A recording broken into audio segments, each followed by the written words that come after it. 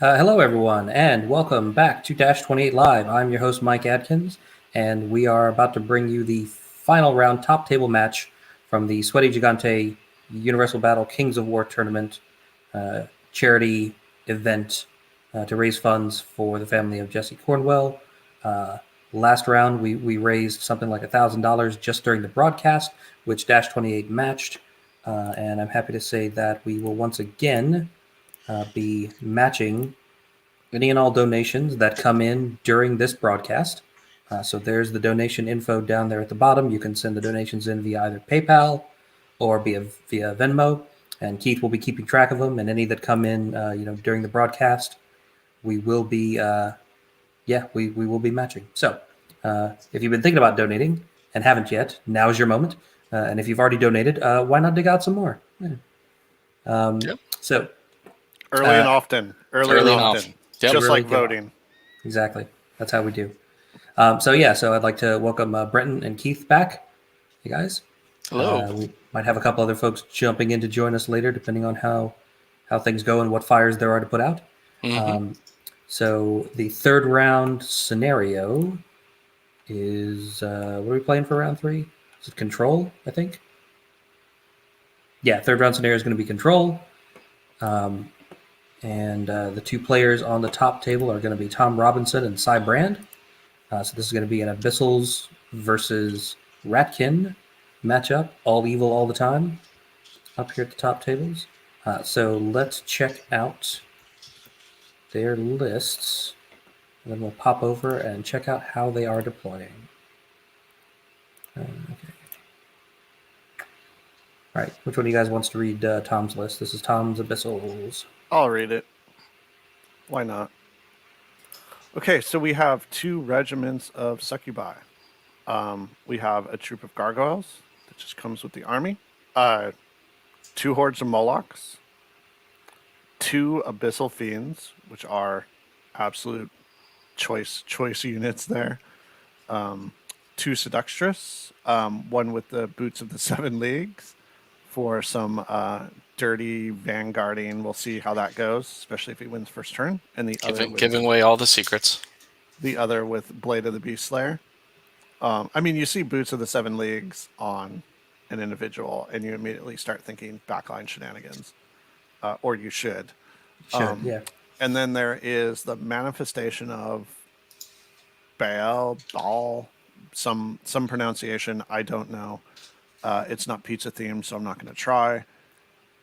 Who's just a big giant beat stick, and that's a lot of demon at 1,800 points. Total units of 10, total unit strength 16. So we have had our first donation of $20. So thank you, Matt Gorham. Right. Kyle's not here, but if you do have a question for Ronnie, I can send to Kyle to send to Ronnie. So let me know in the chat, any announcements, anything. You get to buy your 6 seconds of fame on a Randoms Miniatures Wargaming live stream. So $20 so far. Let's keep it up. If it's a juicy enough question, comment, insult, challenge, then you might get more than 6 seconds, because we got some time to fill on this one. We do, especially when it comes to washing. The bar right now is washing models in the bathtub. That generated the most conversation. So Keep them coming. Keep up the donations. Let's talk about rats. I'm an admiral when I take a bath.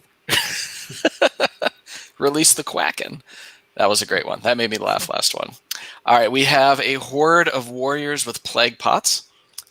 We have 2 regiments of shock troops, plague pots. We have a regiment of hack paws with Makawar's Potion of the Caterpillar. We have a horde of nightmares with Blessing of the Gods.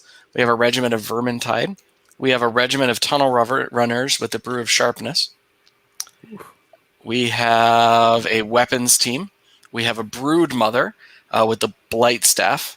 We have a Swarm Crier with the Zephyr Crown, which is incredible. So there's a little wind blast on that. We have 2 Brute Enforcers, and we have the Tangle. Yep. All right. I will need to pull this one up, I imagine, to keep looking at the rules back and forth, or just keep asking Mike and pestering him. Sure, that's fine. This Hey, is- you know, yeah. if it's something that you want to know, it's probably something that people watching at home want to know. So asking me so I can say it out loud so everybody can hear it is perfectly fine. Yeah, the important part to remember is that between the Tangle and the Brood Mother, they have every special rule in existence. Plus, Oh, some that's you true. don't know. That's just like, does it have it? The Tangle does. Like, it's Yep. in there somewhere. Like it wants to be a planar apparition. Yeah. All right, so here's their battlefield, and they are deploying, and it looks like the rats are going up top, and the abyssals are deploying down at the bottom of the screen. So that's going to be Sai up top and Tom across the bottom. Cool. All right, let me bring up their clock while I'm thinking about it.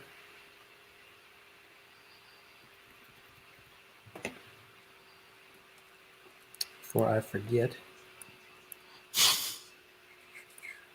I'm So just we're gonna scrolling have- past the UB names, and one of the rooms is called John and Ian sitting in a tree. It's well done. There's some confused Ninth Age and Age of Sigmar players that are scrolling past this, like, why is everybody so sweaty on UB today? What is happening? It's cold outside, don't they know? What is with all the sweat? Yeah, hold on a second. Let me get those.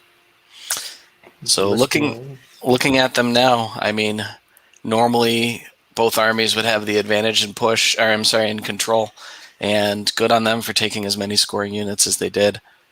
Rats especially have a good amount, and he can spread them kind of wide. We'll see. All right, where did we put this? Okay, so he did take the Seductress with Scout and put it into terrain, so it looks like he's going to scout up to give a hindered charge, which is great placement for that Seductress. But interesting that he didn't throw it on a flank. He knows this game better than all of us combined, so it's, of course, already thought out multiple turns in advance. But You mean the Seductress that's on the far left there? the one in the center right has a Scout. This one? No, this one. That one has Scout. The Seductress. Mm-hmm. Okay. Cool. And I see we're playing control, so we have these handy little crosses to show where the table section dividers are. Now, I never play against rats. The weapons team, that's not on a cav base. That's on a... No, it's a war engine, so it's on the war engine size base, I think. Interesting. Okay, that must be left over from Skaven then, thinking about Yeah. those weapon teams. Think about the old rattling guns. We have Josh Rosado, who plays Ratkin. Do we have any other Ratkin players in the Northeast? Corey Reynolds. Yep. 2? Yes. Two? There we go. Just Mr. 300 himself. No I mean, big he deal. only wins all of his games. I mean, Right. you can't. Gotta That's keep them all straight. That's why I only go to tournaments he hosts. That's the way to do it. That's Yeah. the smart. It's Yeah. it's how I win paint awards. I just go to Ryan Smith's tournaments, and Right. then I don't have to compete with him on paint. He just judges it. It's the same thing with you go to a tournament being run by Corey, and then you never have to play him. Oh, that's smart. Next level, right there. Like, So you're saying I need to try to incept Austin Kerrigan into becoming a TO? that's Yeah. the way to do it. Yep. The fix is in, gentlemen. It's the same reason I'm coming to your tournament, Mike, so I don't Right. have to play you or compete with your paint. Or It's paint it's against me, yeah. It's a double whammy. Oh, smart. Well, Corey went up to me because, he hosts the same weekend every year, last weekend in September. And my daughter's birthday is the last weekend of September. So Crossroads is probably not in the cards for me, unless he hosts the theme of a Crossroads is a 2-year-old's birthday party Yeah. theme. Theme of the GT is ball pits and balloons and mermaids. I'm loving the idea of like a Saved by the Bell style, like you're trying to do both, where like on the other side of the convention hall is like the birthday party, and you're running between them, like changing clothes back into your like GT, belt with all your dice, and then running back over there dressed as a unicorn, Right. and like getting it mixed up, like the classic "I'm attending 2 dates in 1 night" moves. It's, Run across, slap the clock, put them on their time, run over to sing happy birthday, yeah. cut the cake, go back, remove my models that died, take my turn. Baby's crying, run back, toddler tantrum from too much sugar.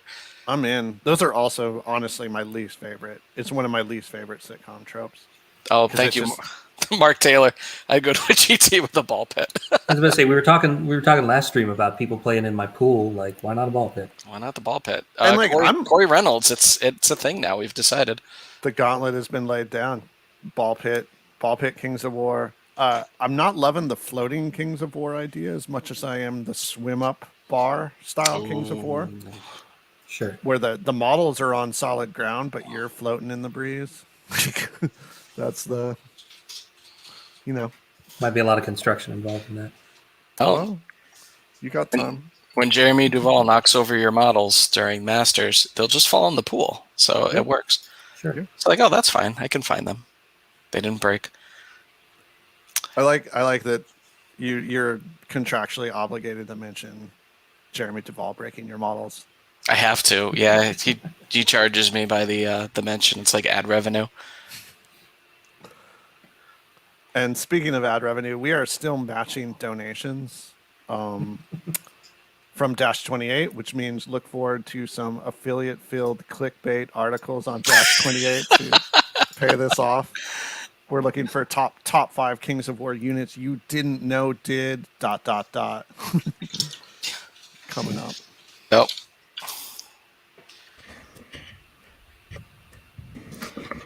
And then for some reason, a couple weeks later, your accounts are all hacked and you have no idea why. Yep. That's right. Yep. Shocker. Shocking.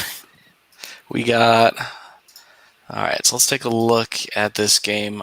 So Yeah, we got just a did game now. Scout. Yeah. I mean, it's kind of on in the background, It's like white noise. I'd rather talk about ball pits, but here we are. And donations. So has anyone sent donations? Let's see. So it looks like Sai has won the roll-off for first turn. After Tom scouted up his Seductress and hit her on a hill. Hit her behind the hill, so I guess still visible, though, because he's touching it. Mm-hmm. But what wants that charge? No, I don't think there's anything over there. What do we have? We have a weapons team and a shock troop regiment. So that'd be none of them. None of them actually wants that. And that's the thing about this. Like, Yep. that's just way out in front chaff. Yeah. So let's run through the deployments real quick before they start moving. So Sai's playing Ratsy's up top, starting over here on the left. That's his Hackpaw regiment with Pathfinder. Yep. Next one, he's got a Brood Enforcer. And then he's got his Swarm Crier with a Zephyr Crown, hiding behind the building next to his weapon team. And then he's got his 2 Shock Troop regiments with Plague Pots, Tangled hanging out behind them, with another Brood Enforcer in front. Then he's got his Nightmare Horde with Elite hanging out in the field, next to the Brood Mother with the Blight Staff. He's got his special character Mammoth there with a rat tail on it for some style. He's got his Vermintide regiment screening for his Tunnel Runners with Sharpness. And then he's got his Warrior Horde with Plague Pots holding on to the far right there. And then Tom's got a Seductress with the Blade of Beast Slayer all by herself over there without any beast to slay, I don't think, unless the Brood Enforcer counts. He's got his Moloch Horde with Slashing, his Abyssal Fiend, 2 Succubi regiments, the Manifestation of Baal, Gargoyles hanging out in the back, then his Mammoth, his other Abyssal Fiend, and his Moloch Horde with Mace of Crushing. And of course, his Seductress with Scout, which he scouted up to basically the center of the table. Kudos to them, though, for the custom mammoths. They turn out really nice. Yep. And now we're on to the top of turn 1, which is Sai doing his opening moves. It's interesting to see. So the Manifestation of Baal, are we going to see Archfiends again? Or if you have the option, are you just going to take the Manifestation every time? Because it's cheaper, comes with Lightning Bolt, and has almost every other special rule, kind of like the Broodmother. I think it's a better choice right now, and it's you're going to see a lot of what you're seeing here, which are the fiends at the cheaper price point that are great, and the manifestation, which is great. And unless someone is running a crazy like multi-demon list, archfiends are going to have trouble getting in. And then the hobby part of me that's really sad is I think it means we're going to see a lot of winged archfiends standing in for abyssal fiends that are not winged, and driving me insane. Mm-hmm. That's some next level analysis right there. I think a lot of people have those painted up, and they're not as good right now. And they're No. just going to come sliding in. It's the wrong unit and make Right. me feel bad. Because I'm all for like proxies and using different units. I just hate when non-winged units have winged models and winged models have unwinged representations. Unflying stuff. Yeah. That's a really good point, because it's not like the great burrowing worm versus the winged worm. Like the abyssal fiend and the archfiend have very clearly different rules. Yeah. Also, the abyssal fiend is awesome.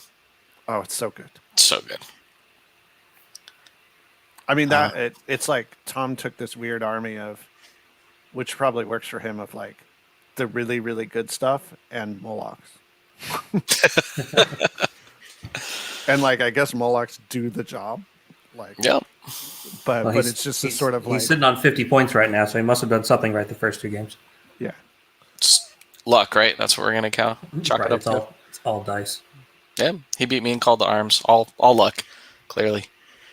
Oh goodness. The so I really like Sai's layering right now. He's done a good job of covering, hasn't left any flanks open, and is covering any advances that Tom would make with some good setups for countercharge. He did leave that rightmost Warriors Horde dipping its leader point into the woods, so it can get a nice line of sight against anything that comes up. Mm-hmm. I think that Sai definitely lucked out if he was the one that chose the side with the top.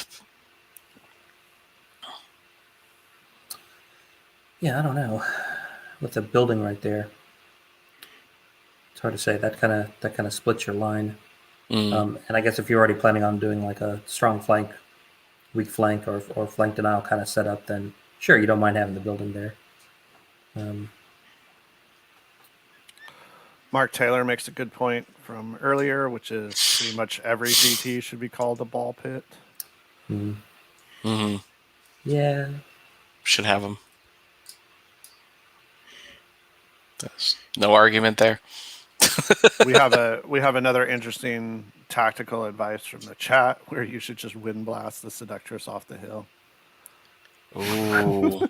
Yeah, that would have been good, but he moved the shock troop regiment up to touch the hill, so it's visible now as well. I'm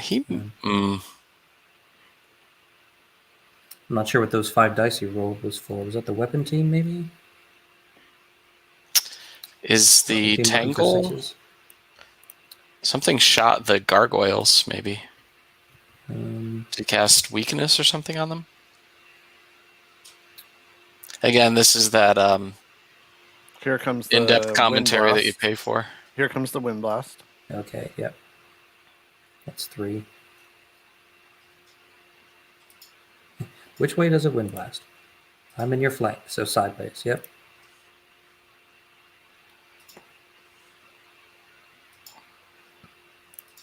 Okay, so you can't see all that much.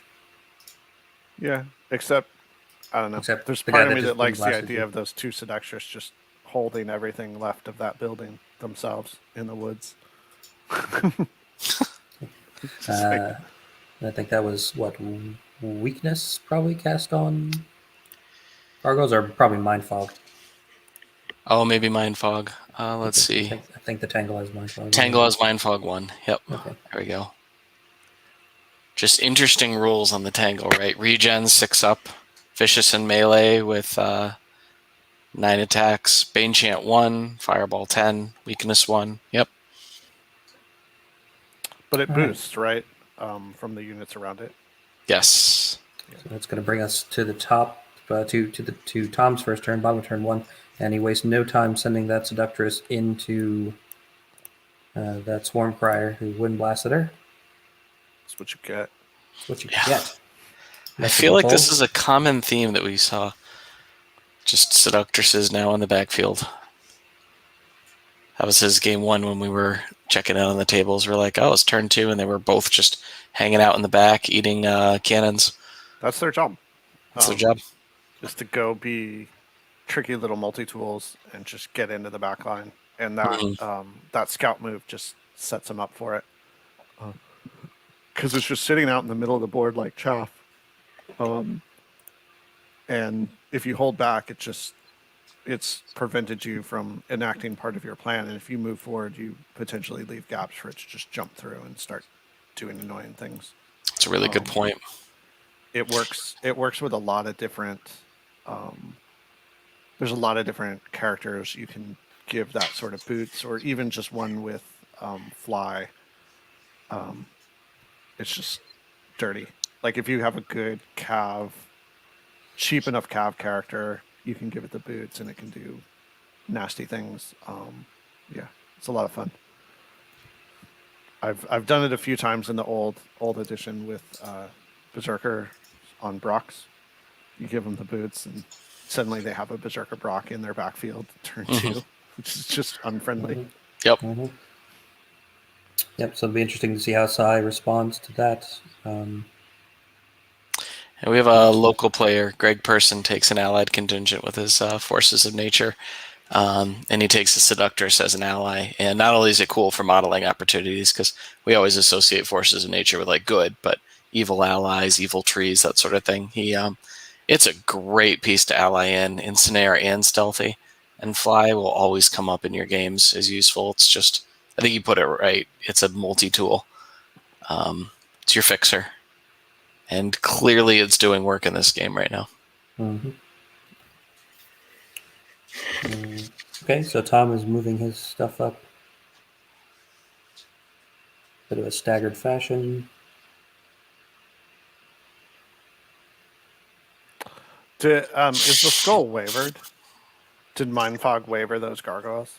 Yeah, I think that's what happened. I think they got wavered by Mind Fog. Ha. Which is, yeah. I just like because people always talk about that. They're like, oh, you could get a lucky waiver on Mind Fog. So when it happens, it's always just like, it happened to you. That thing everyone talks about that never happens. It happened. Right. It happens. Yeah. You're now the example. Yep. Then you realize you're like, oh, I just wasted a roll of a 10 to waiver a piece of chaff. Sometimes it works. I don't know. Wavering gargoyles in the first turn, when you're playing a very chaff-light army like Tom is here, might mess up his plans a little bit. I mean, I'm sure Tom will recover because it's not that huge of a problem. All right, so he's finished moving. He's going to go into shooting. I'm a super superstitious person normally, but I am not one of those people that believes in like the blackjack style of rolling. Speaking of superstitious, let's talk about that roll. Yeah. So Abyssal Fiend coming up empty and shooting there. That's what you get. And now the other one is going to shoot into cover against the Vermintide.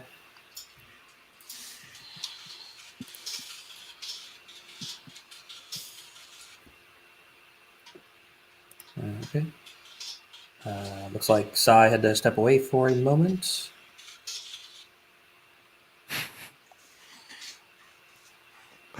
Tom Robinson's roll was so bad on 10d6, his opponent just left out of pity. Quit out of pity. Yeah. Pity win. Entertain yourselves for 2 minutes. Man, we have to talk about something off topic for 2 minutes? How are we going to do that? We only did that for 90% of the last round. Yeah, this proves he's not watching the stream. In case he's like, oh no, the game's not moving. They're going to have to introduce themselves. They'll have to talk about other things like children's birthday parties, ball pits, and mullets. Yep. So how I don't believe in the blackjack style of dice rolling, where like if you roll a 10 now, you could have had that 10 in your next roll instead. I try and look at each roll as individual and it having the effect it has on its individual thing, which is very logical, but I'm entirely illogical in all my other superstitions. Like I have special dice for leadership that I don't use for other roles. I have or nerve that I don't use for other roles and like stuff like that. But for some reason, I'm fine with the like, oh, it's not a waste of a double one or a waste of a 10. Yeah, at Masters this year, I took the casino dice, rolled them. My very first one against my opponent from the Northwest, visibly Riley. They rolled the double ones, just put them back in the bag. I'm like, I'm done. First roll, they're gone. You had your chance, casino dice, but you were way too fair. I just hate casino dice. Like It hurt my hand to roll them. It's wonderful that they gave them to us. I think that was an awesome gift, especially since we were in a casino. Nothing against them. Corey Reynolds, please don't come beat me. It was a great gift. I'm like, when you say the type of dice I actually want, it's almost the opposite of that. I want like small, rounded corners, not like opaque, not that sort of clear or see-through. It's like pretty much everything about a dice I don't want, except that it does still have pips. So yeah, those stayed in the bag and have never come out. I think I'll use them as round counters.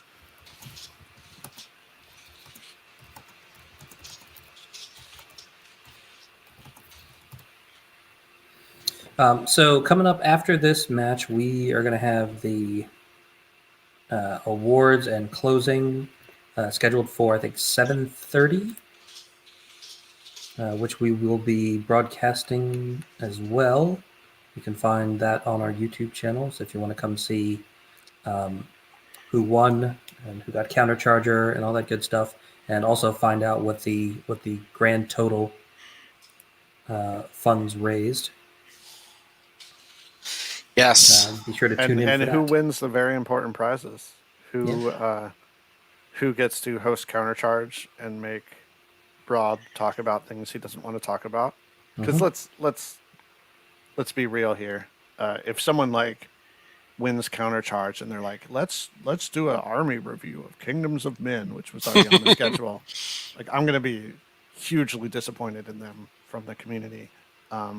We need to Rob and Jeremy and Alex and those guys, Matt, etc., have gone and done a wonderful service by offering up their time and sort of energy in their platform as a prize. And so we need to punish them. Exactly. The community needs to step up and punish them for that goodwill.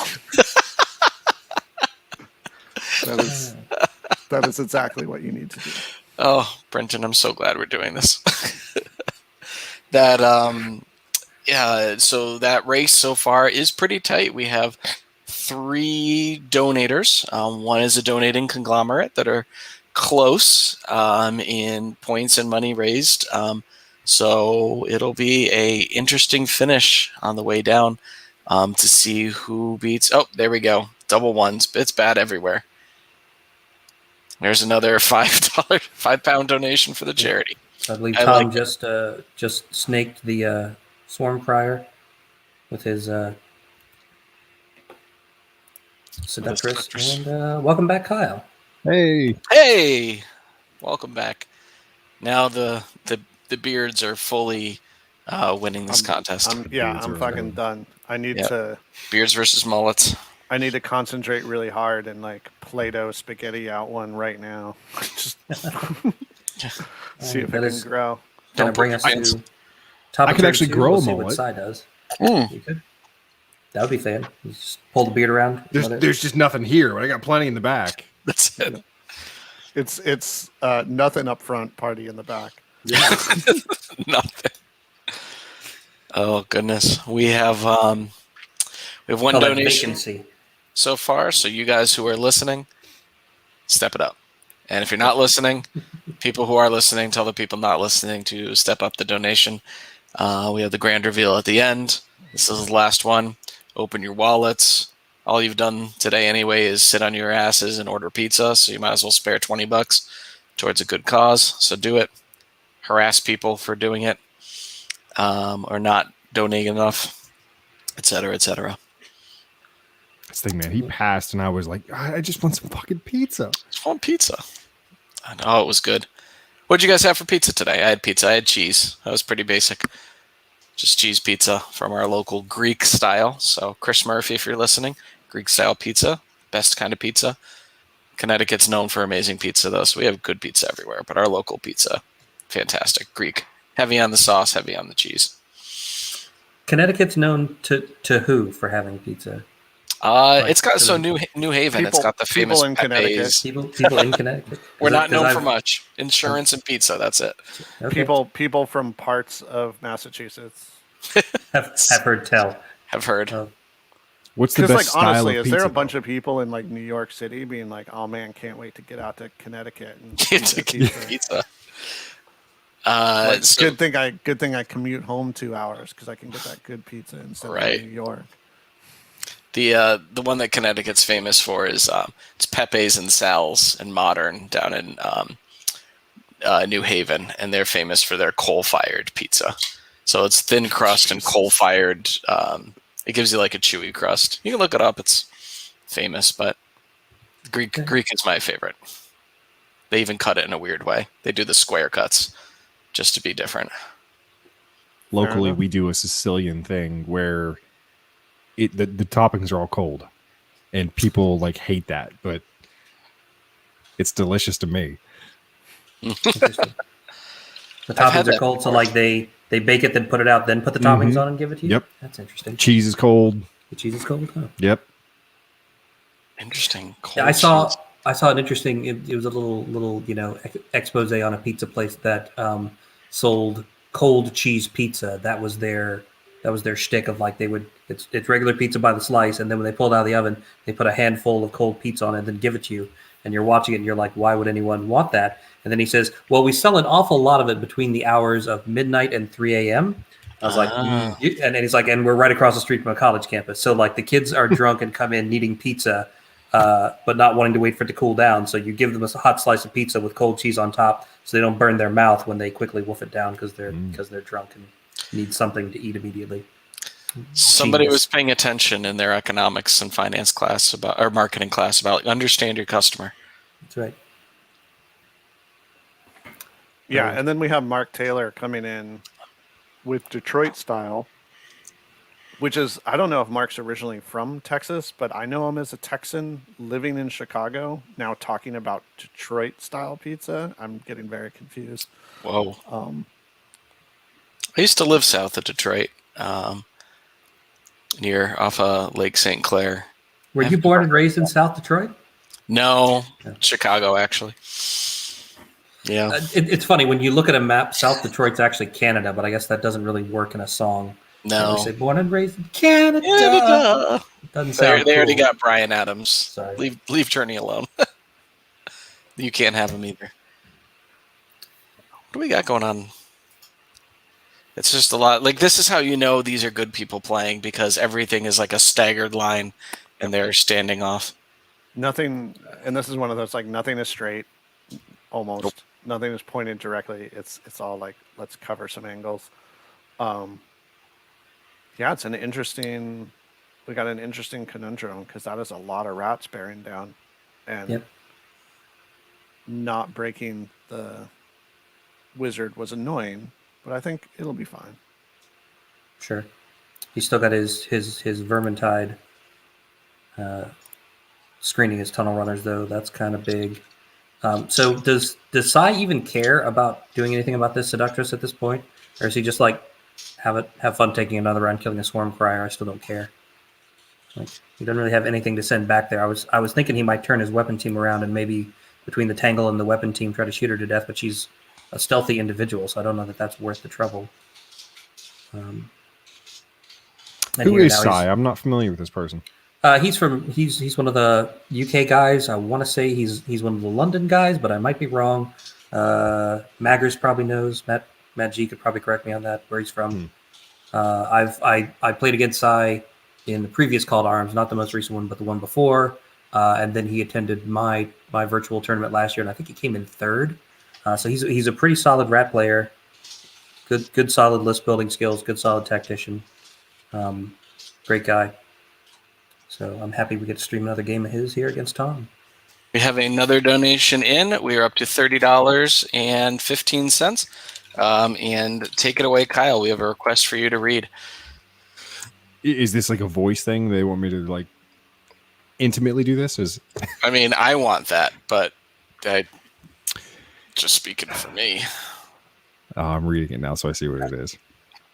Northern Kings are the greatest. So good looking, so good at the game.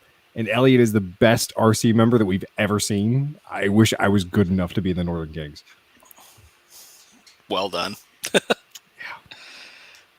We have another size best man in Kings of War. That donation was actually sent by Kyle. It's just his bid. He's just trying his best here. We have another $50 donation. Let me message the person who sent it and ask if they have a question for Kyle and or Ronnie. Yep, up to $80. That person is listening, so I'm lazy. Message me. Oh, great listener. Let me know if you have a question for the cast.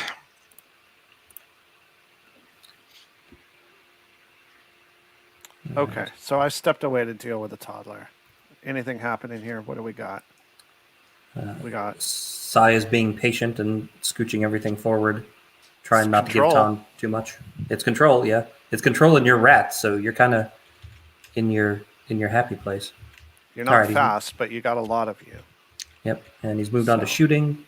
Looks like maybe he's going to shoot at some Molochs. He's at least going to back the Zephyr Crown guy up.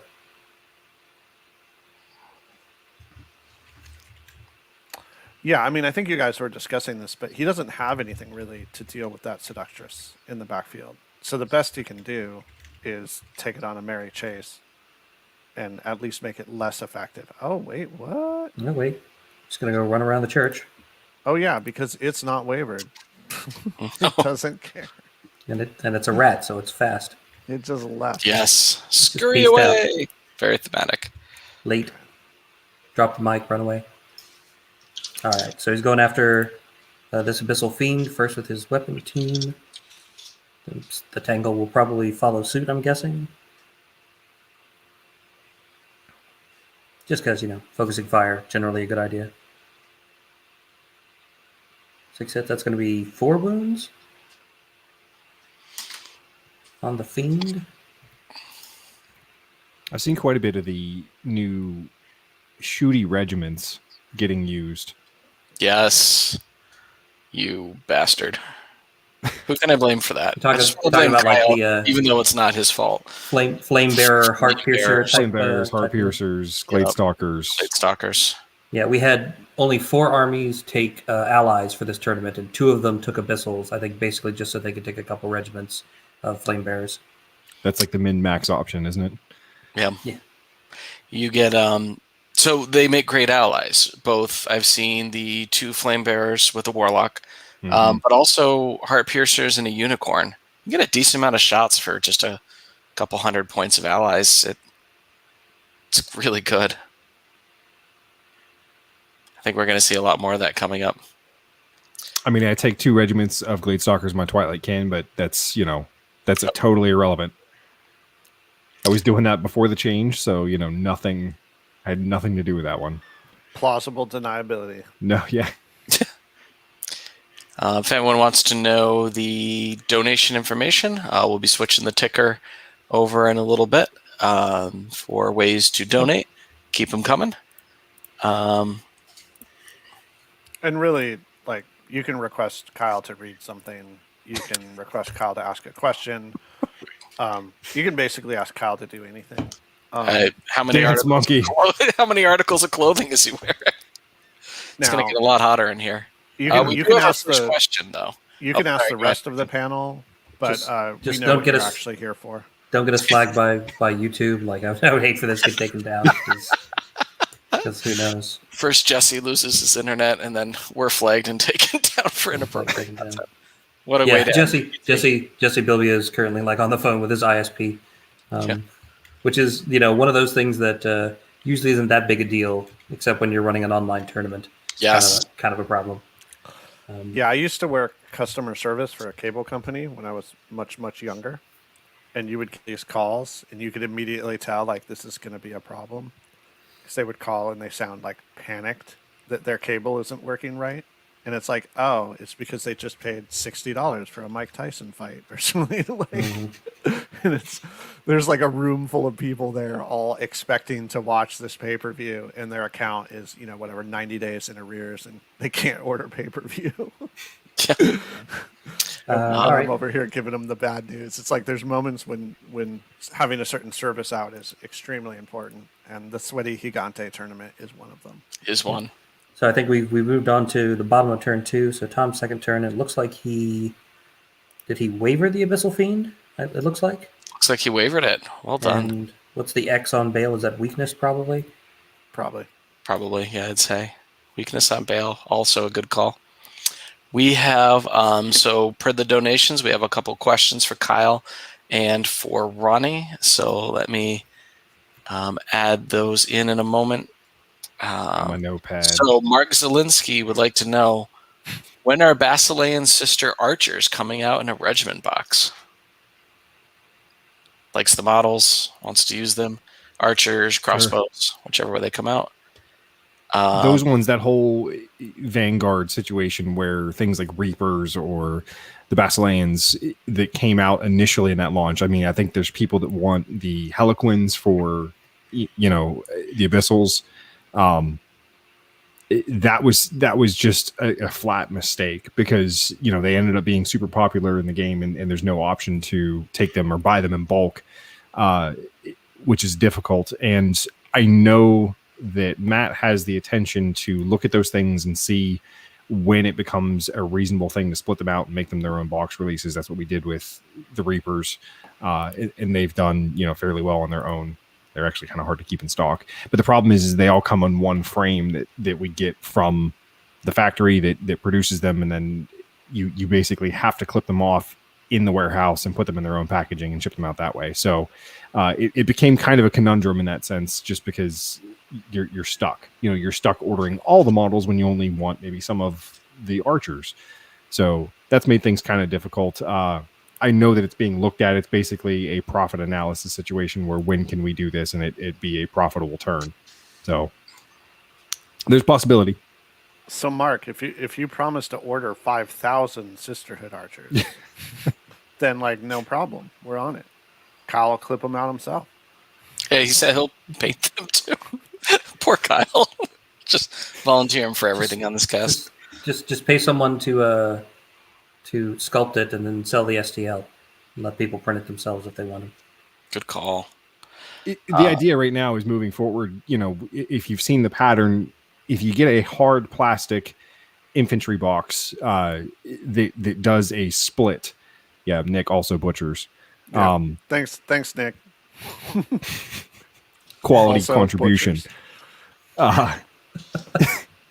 The issue that we've been trying to fix is that when you have that hard plastic kit that has the option of doing 2 infantry at base, it becomes easier then to make the large infantry in resin and sort of produce on our own terms in the UK, where with the Ratkin, you'll see with their release, that main kit is going to produce 2 basic options, and then we're going to do conversion packs on the website that are either metal or resin components that make that same hard plastic kit into a total of 5 different units. So one solution gives you tons of options within the list, and it's a solid way to move forward because it's cost effective for us when those hard plastic frames are selling the way that they are right now. It makes it an easy decision to kind of keep going forward with that. So each army is going to get that update gradually, kind of as time goes on. Okay, we got spicy mammoth moves. We do. SMM. Coming in. So, the mammoth has gone into the front of that. Is that a Nightmare? Nightmare Horde with Elite? Mike, can we get a ticker? SMM? Or a little banner to put when these mammoths start doing spicy stuff? Yeah, who's got a charge on them? Wow. He just fit that right in there. The Brood Enforcer does. That's about it. Good eye on Tom Robinson's part for finding that snug little part where the Pizza Mammoth for the rats and the other shock troop regiments can't charge. Yep. And now he's got to respond to that, but you have, oh my gosh, the succubi. I didn't want to call them by their old name. The succubi moving up to try and take advantage of that without exposing themselves. Yeah, that's going to be interesting. Mm-hmm. Has he moved the seductress already? Do we think he's going to try to put him into the hack boss? Doesn't look like it. Huh. What's the juicy target for this seductress with scout that's kind of left up there? I mean, if you could punch the brood mother and turn off spellcasting, that would be pretty good. I agree. I think that's the target you go for. And it puts you in a good spot to add wounds to future combats, which they're really good at. It's just adding those couple 2-3 extra damage to something that's already happening. So we have another donation that just came in. So we are up to $100.15 on the day. So the question is, we have a couple earlier ones that I'll get to. Mark Taylor wants to know, as we chat, a little bit of business talk. So specifically, and without judgment, do we believe that Mantic Games is based on the Warlord Games model?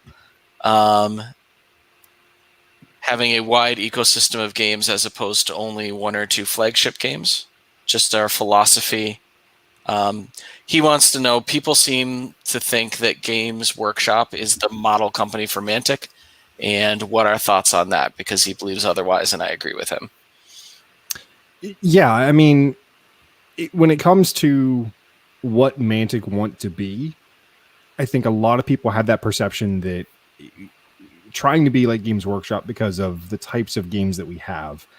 and obviously when you have Games Workshop and they're as successful as they are, there's going to be some form of imitation as flattery. But being closer to Warlords, spread them out with different games and IPs, I think that's the case. I think we want more unique IPs to the comic book industry, things that Dark Horse makes. The Walking Dead, that's been phenomenal over the years. Hellboy, obviously, they're their own space. Those games stand alone on their own. They have their own audience. It's similar for our proprietary things like Terrain Crate, where Terrain Crate is phenomenally popular with role players and just tabletop RPGs in general. People pick those up for different game systems. We see the sci-fi lines and that getting used for 40K. So it's not just catering to one major game. Kings of War is definitely the flagship game of Mantic, and I think it'll maintain that steam. I think ideally what we would like to see is a universe with inside of those games. So when you look at Kings of War, you look at Vanguard, you look at Armada, we want that to be sort of one. I mean, obviously it is one IP, but one, living universe that sort of goes off of each other. So the story advances in each of the games and drives things forward, and how the changes and releases that we come up with. So, like, for example, the releases from Halpi's Rift are going to be impacted based on how that story changed and what moved there. So that's how we are thinking about what releases we're doing, and the focus that our production goes towards. So yeah, it's more geared towards what you would see with Warlord.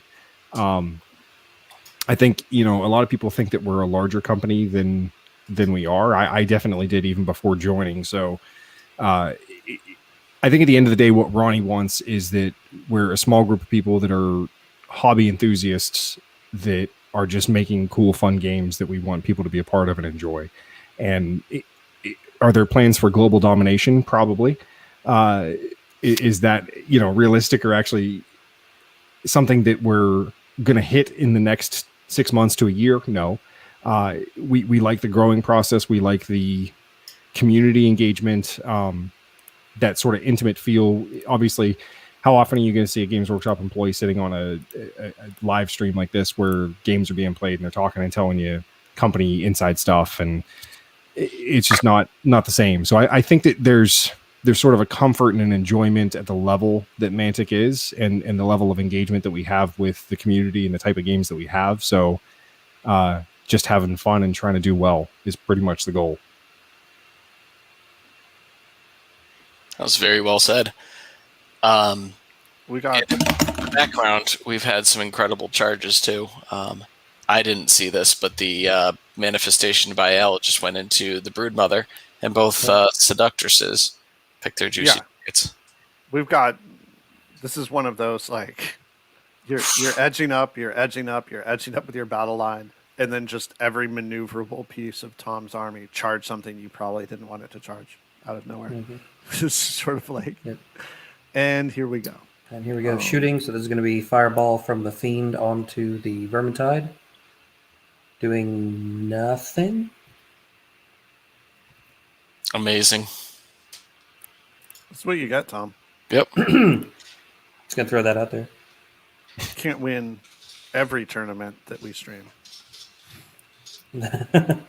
All right. So here's the Seductress in the side of the weapon team. Who's Hydralisk 101? That's me. That's Okay. Keith.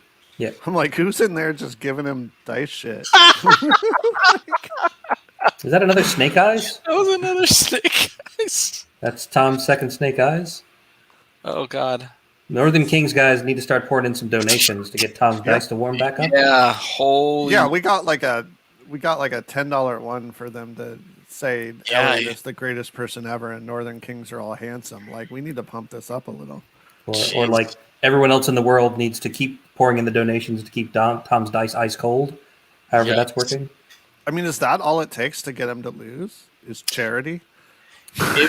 Something like that. We played in our Call to Arms game, and he missed all 12 drain life on a unit of Lycans at the end.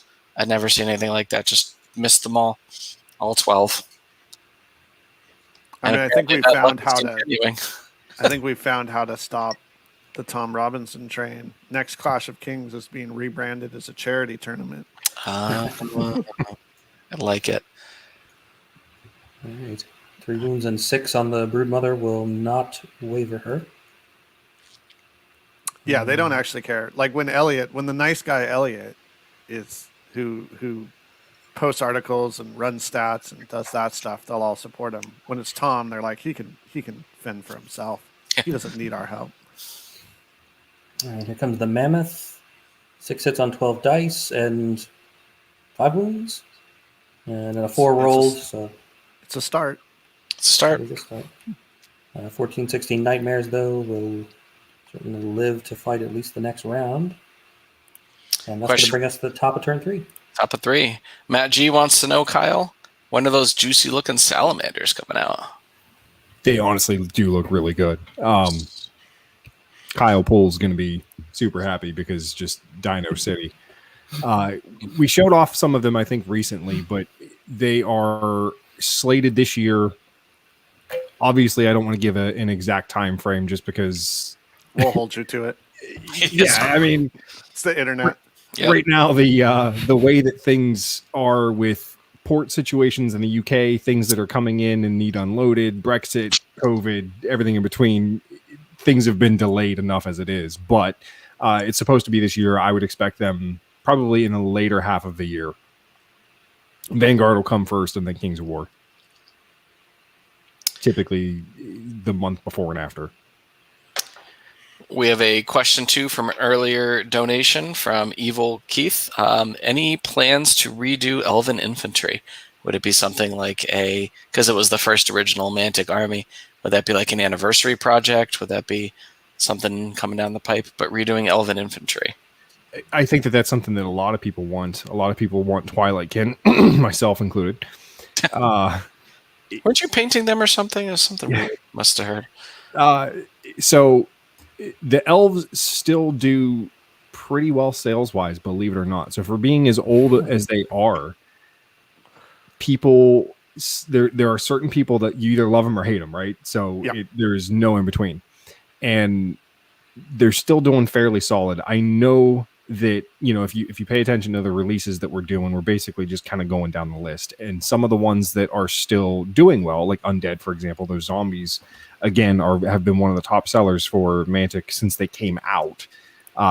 they were my first exposure to a Mantic model. So those older models, like some of them are really doing well for what they are. So League of Infamy, obviously we've got new elf sculpts that come from that. I have a feeling that the design process at least will be used to develop hard plastics for them too, and I fully expect it'll be the same kind of treatment. We do have elf releases that are coming later this year, so I would say just stay tuned for now. All right, you heard it here first. Elf releases at some point. We got some Sallies. We have more. Even more Armada stuff that'll be coming out later. So that'll be, I know for myself personally, I'm picking up my Dwarf fleet. We just had a snowstorm, but sometime this week I'm going to go pick up my LGS. The Portal of Manchester has the Dwarf fleet waiting for me, so I'm going to go grab that.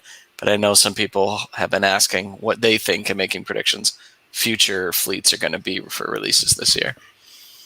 That's not an official question. Nobody has asked that, but something that I know I'm excited about. We've shown off a couple of them. So some of them have been, at least you've seen some sketches and sort of concept art, and Northern Alliance was shown at one point, Elves were shown at one point, and then one that we showed, we didn't say what it was. And there are some others. So there's lots of good stuff coming this year. I can't wait to play it. Oh, someday. So he got a 2-inch wild charge roll for his Vermintide, which I think gives him just enough to run across the battlefield and pop into the front of the Succubi regiment. Yeah, let's pin back some Succubi. Let's do it. Hitting on 6s, guaranteed kill. Wild charge. Love it. Good so stuff. Wild. So Such charge. All right. 2 matchup casts later, we can finish each other's sandwiches. Yeah. Each other's obvious jokes that are obvious. That's the one. Here we go. All right, Warriors and the Tunnel Runners. Is he going to send both in? That's for the Vermintide there. Mm-hmm.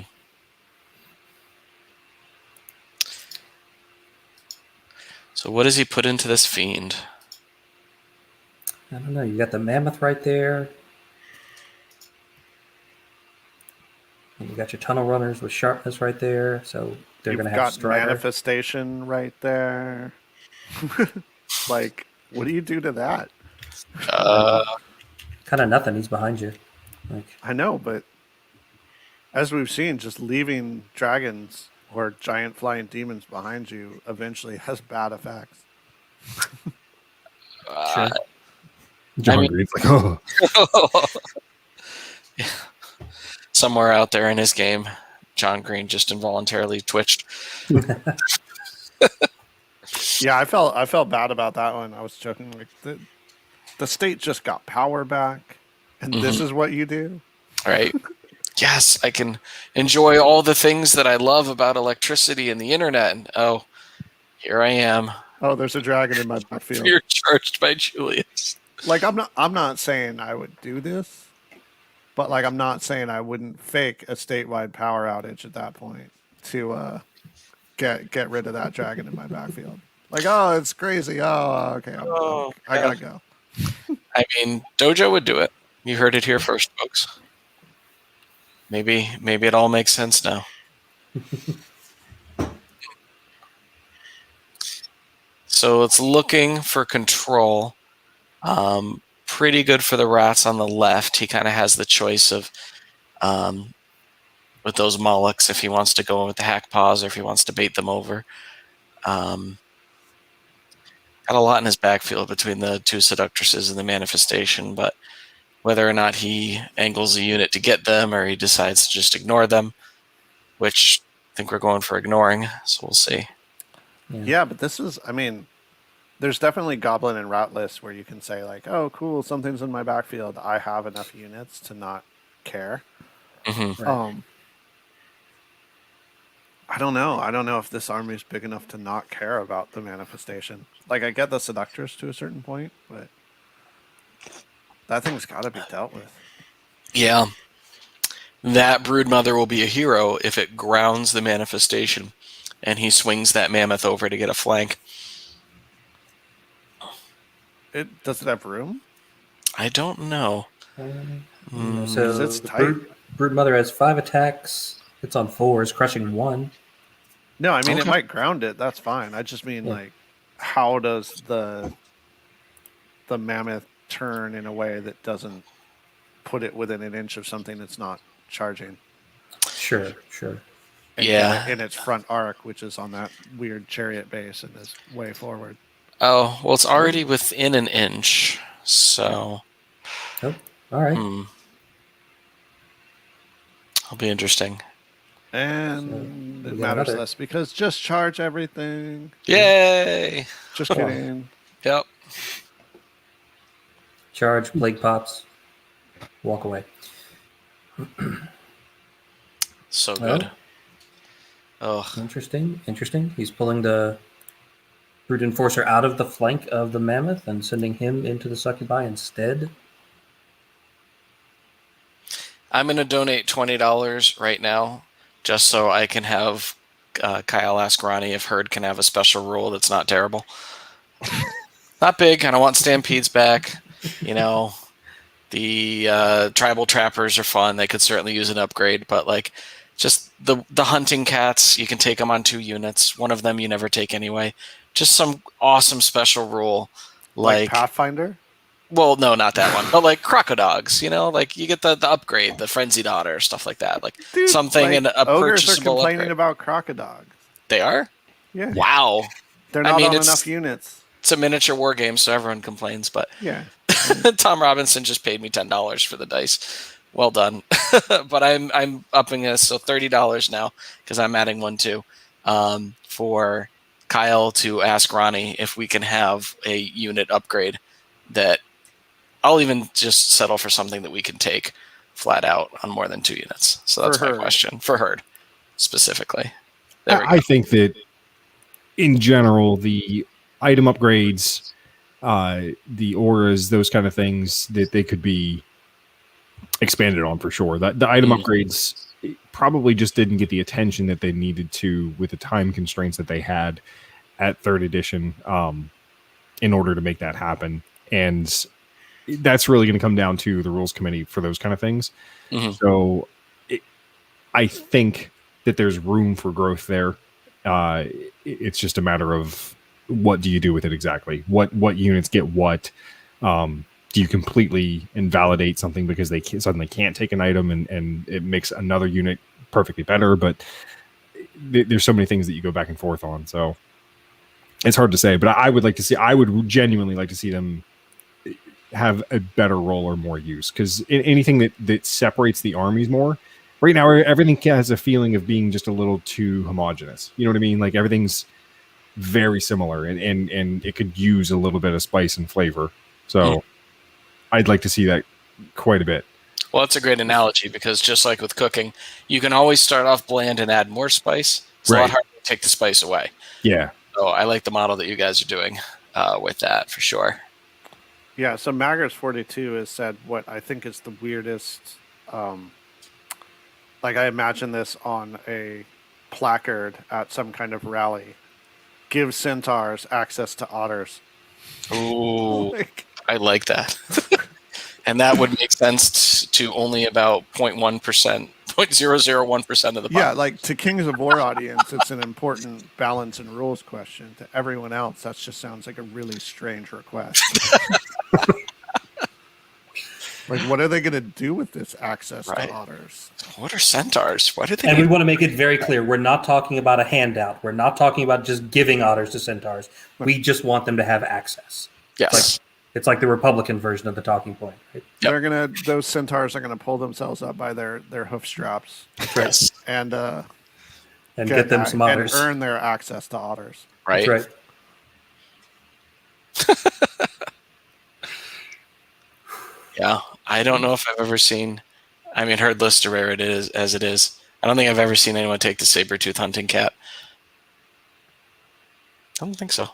Oh, we got fighting. So we're on to combat. 25 attacks. Oh, wow. That's a lot of ones. Holy moly. And only converts. Is that elite? Oh, was that elite? That was elite. Still, yeesh.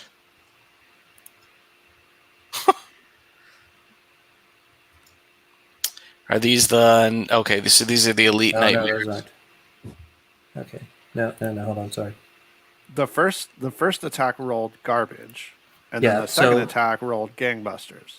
Yeah. So the first attack I think was the Warriors, and those weren't elite rerolls. That's just the number of times it hit. Yeah, Okay. So he picked up the Fiend, right? The second batch of rolls there are the Tunnel nightmares. Runners with Or sharpness, yeah. Yes. who had Strider, but I guess the Warriors were a little too far. Just rolled really badly. Doesn't matter. The Fiend is dead anyway from that double charge. Yeah. The Warriors are like, and I helped. Like, Right.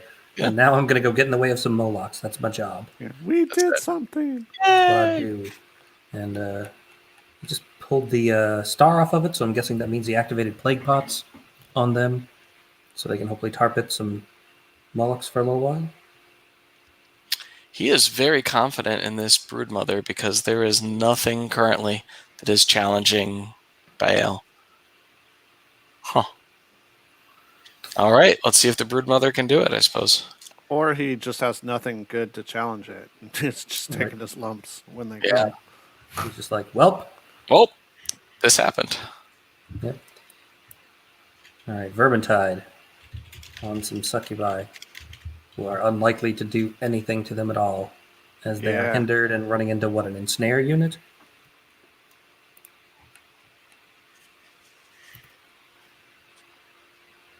Does one wound. Good job, Rat. Get there. Ooh. Ooh. Ooh. Oof. Huh. Nerve Let- rolls. Let that be a warning to you. Rolls are crazy. Where's John Quayle finding the averages? It's like your average roll was a 7 because you either rolled double ones or an 11. Yeah. That's There was- why averages aren't always accurate. Yeah. Yeah, I know. Yeah, my favorite thing to say about averages is, the average human has one testicle and one ovary. It's just science. It's just how math works, dude. It's a wonderful expression. Yeah. You ever want to explain how averages hide a whole lot of meaningful and useful information? That's a good one to throw out. Mathematically, that's sound. Completely useless. Oh, Did you roll another 11? I believe we rolled another 11. That was on the Mammoth, but that won't quite get it because it's dash 18, and that would be a total of 16. Ooh, child. Somebody should have told him you can't kill these mammoths. Even with, do they have He's- brutal? They do he's- not have brutal. Cooking with fire, rolling those 11s on these like Yes. one-sided combat stuff. Now the Tangle, which is a monster. Oh, it didn't matter for that last combat, but he does have the Strider aura. I wonder if he forgot with the Tunnel Runners and with the Warriors. Or if the Warriors were out. I don't think you forgot. I what think the Tunnel Warriors Runners, I were think. out, and the Tunnel Okay. Runners counted it. Right, We had an earlier game where the guy forgot. and the Warriors hit on 5 anyway. So what? 3 wounds from the Broodmother. She just gave better than she got from Bale. That's Yep. amazing. Don't mess with Mama. Don't mess with Mama. I have a feeling she's about to get dunked on if Tom's dice do anything other than be Yeah. horrible. Well, I guess Tom did do Don't 3 agree. wounds. Just she's got Radiance of Life, so she got 1 back. Still. All right. So that's going to be size round. He got rid of a Fiend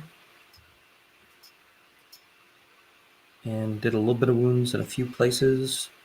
Left himself in decent position, chaffed some stuff up. I don't think Jesse's a big fan of repeated champions with the first name Tom.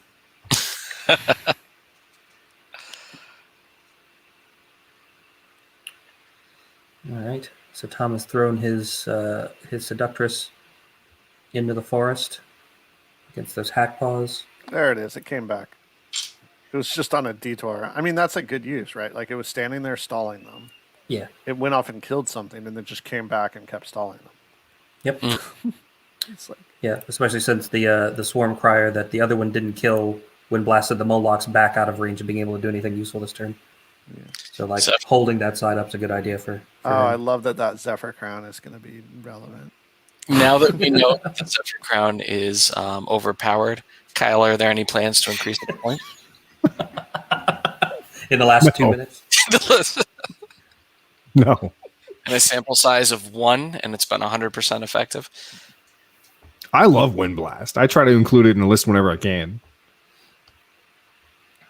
I'm not smart enough for Wind Blast. It's just I know fun. my limits. I know my limits. It's very fun. Especially when you play a game where you're like, all right, I'm just outside or I'm just in. And then, oh, actually, you're not. Great for play. I did in second edition dabble with Empire of Dust and had Enslaved Guardians with the just like extra Wind Blast because they just get it.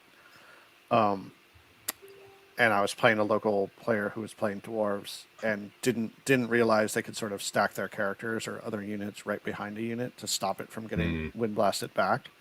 The sort of like Wind Blast Defense 101. He didn't know. So he just stood there getting pushed back for like half the game and was so like we're good friends. He took it well, but he was so mad. Like he's just like He learned though. This game is freaking stupid, and then at the end I'm like, here, just put this useless like stone priest you have behind the unit you don't want to get pushed back, and you're fine. He's like, oh yeah, I'll totally do that. And I'm like, and I'm not playing this army again.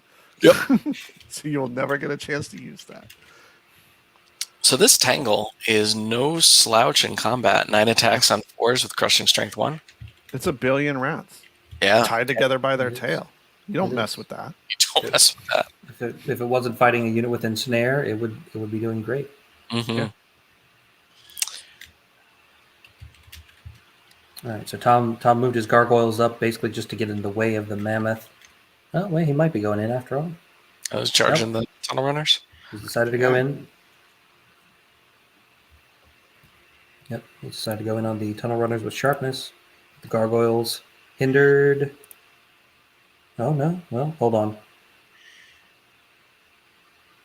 Is the aura from where you declare the charge or from where you end the charge? It's from where you declare the charge, right? Declare the charge, yeah. Okay, so I don't think they had Strider because I don't think they were within 6 of the mammoth when they declared it. And of course, the Molochs going into the sacrificial warrior horde. Yes. Which aren't bad odds. I mean, there's no inspiring over there on the right-hand side. It'll be pretty big for each of them if one is able to hold or if he's able to clear it. Yep. Well, it's that second round, right? Like the Molochs get their chance to break them first. Yes. Basically. They're going to get those 2 swings in before the Warriors have gotten their 2 swings in. And that's their, if combat goes the way it should, they should have their good chance of breaking them on that second nerve test. And Molochs, like I was joking earlier that like Molochs are the bad thing in the list. They're not bad. They're just, I don't know. Some people love them. I have trouble in the pantheon of sort of large infantry. I feel like it's a little, they're not bad. They're just not great. And so I'm a little down on them, but here's their chance to redeem themselves if they can just crush these warriors into and go influence the rest of the battle. The Seductress just wavered the tunnel runners. That's what you get, rats. Yep. Jeez.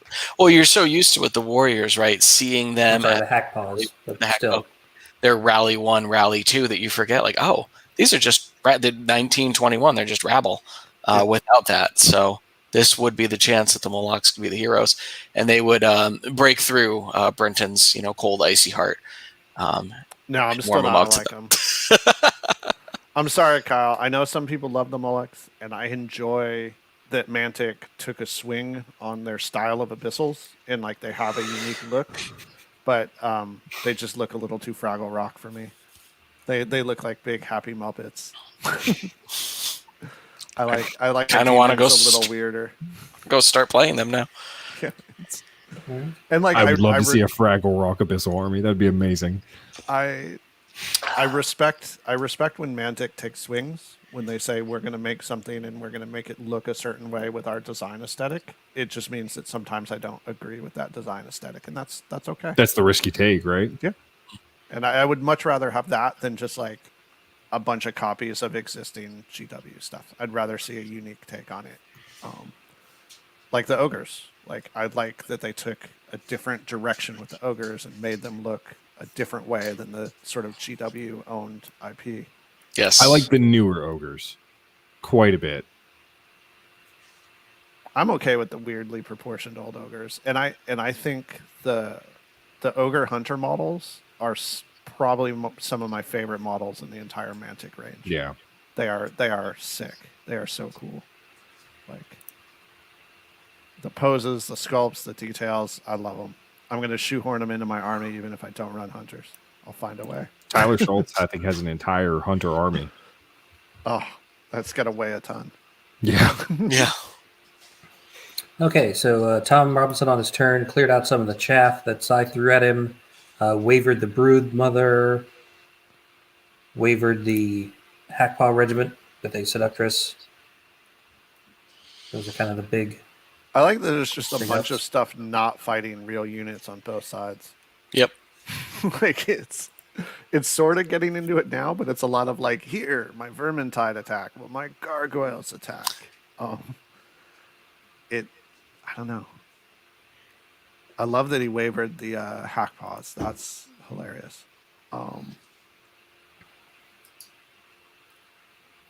Low nerve roll in the middle there, right? That's what the 1 and the 2 is.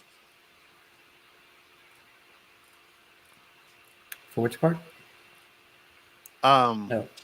His Oh, his mammoth did more damage, but rolled low on nerve, right?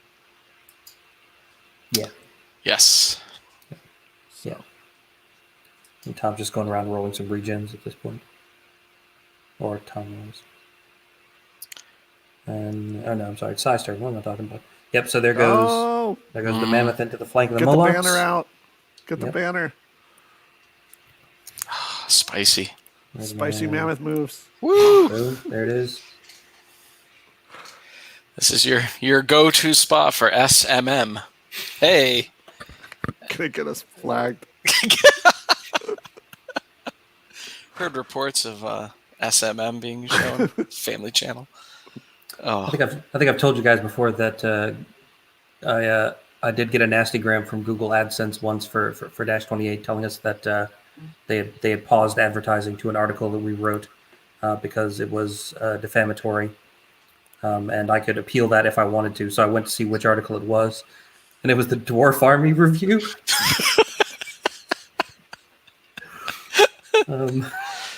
So because I don't think we were particularly kind to the Dwarf Army in our review of it. These So dwarves suck. These dwarves are useless. Yeah, exactly. So I terrible, so I appealed slow dwarves. I of course appealed that, and on further review, Google decided that there was nothing wrong with it since we weren't talking about actual real living dwarves. You Yeah, monster. I guess breaking down the usefulness of various races against each other is pretty sketchy when you. What's your favorite race? Not the dwarves. Oof. This is why we can't get nice things like Google Ads. Oh.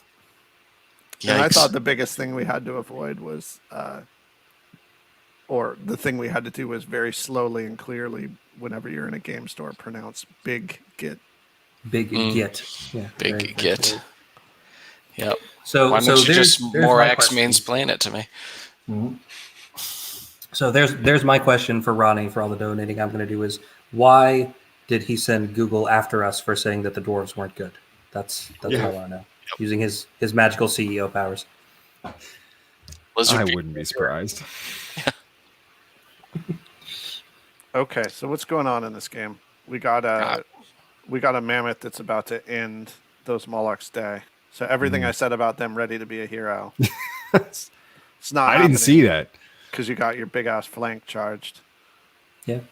Yep. I mean, they've both been playing pretty conservatively. They've both been using small pieces, kind of not necessarily chaff pieces, but like individuals and those brood enforcers. picking their battles really carefully. Nobody's totally committing anything yet. And we're on turn 4 already, and there's not that much stuff dead. We've seen a lot of waivers on big nerve rolls of like 11s. I've lost kind of how many 11s we've seen on nerve rolls, and everybody's still got a good amount of unit strength on the board, and I'm not really sure what's going to happen in the next couple of turns. Manifestation of Baal is going to eat that. Like, yeah, and then turn around, but like, so what then? Like,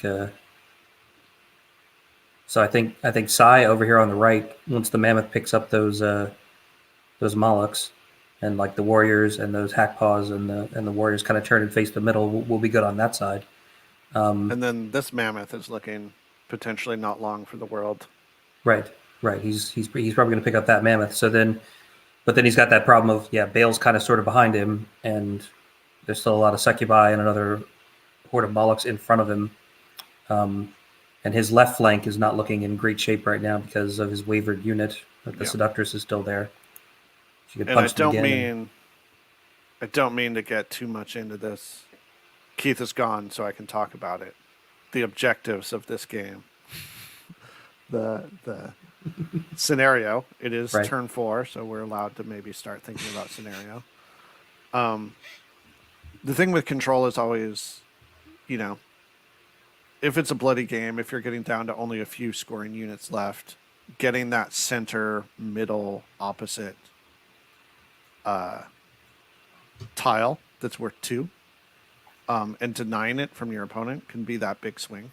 And I do not see a world right now where Sai is taking the center of Tom's battle line. Like, I just don't see it. There's too much that's still going to potentially be there. But I'm starting to see a world where it's possible that Tom can take Sai's center tile and score that 2-pointer. So that will be interesting to see how that shakes out. Yeah. And also kind of the way things are positioned right now, Sai should probably get both of the right side and can take his pick, or potentially get both of the left, because he still has 2 scoring units on the left, and he's got 3 scoring units on the right. So it could be the sort of thing where it's like, I guess that could potentially end up being a 4-4 tie if Sai has both of the sides and Tom. Oh no, that'd be a 3-4 tie because your center is only worth 1. Mm-hmm. But he would need enough units to actually control all of those outside ones, which is not easy to just have that number of units, especially on our left Sai's right. Right. Where he's got two scoring units, but there's going to be some fighting still to happen. Right. So it kind of depends on what Tom does with the Fiend and the Moloch. Does he move them forward to take Sai's center, or hold them back to fight off those hack paws and that enforcer? I mean, I'm looking at manifestation as maybe the thing that takes Sai's center eventually, turn 6. Sure. Yeah, that could be true. Well, except like the nightmares are going to turn around and start shooting at it, or I don't know. Let's find out. Going into combat, top of turn 4. Here's the mammoth in the flank. Oh yeah, here's the Moloch toe jam. Just elephant its way through.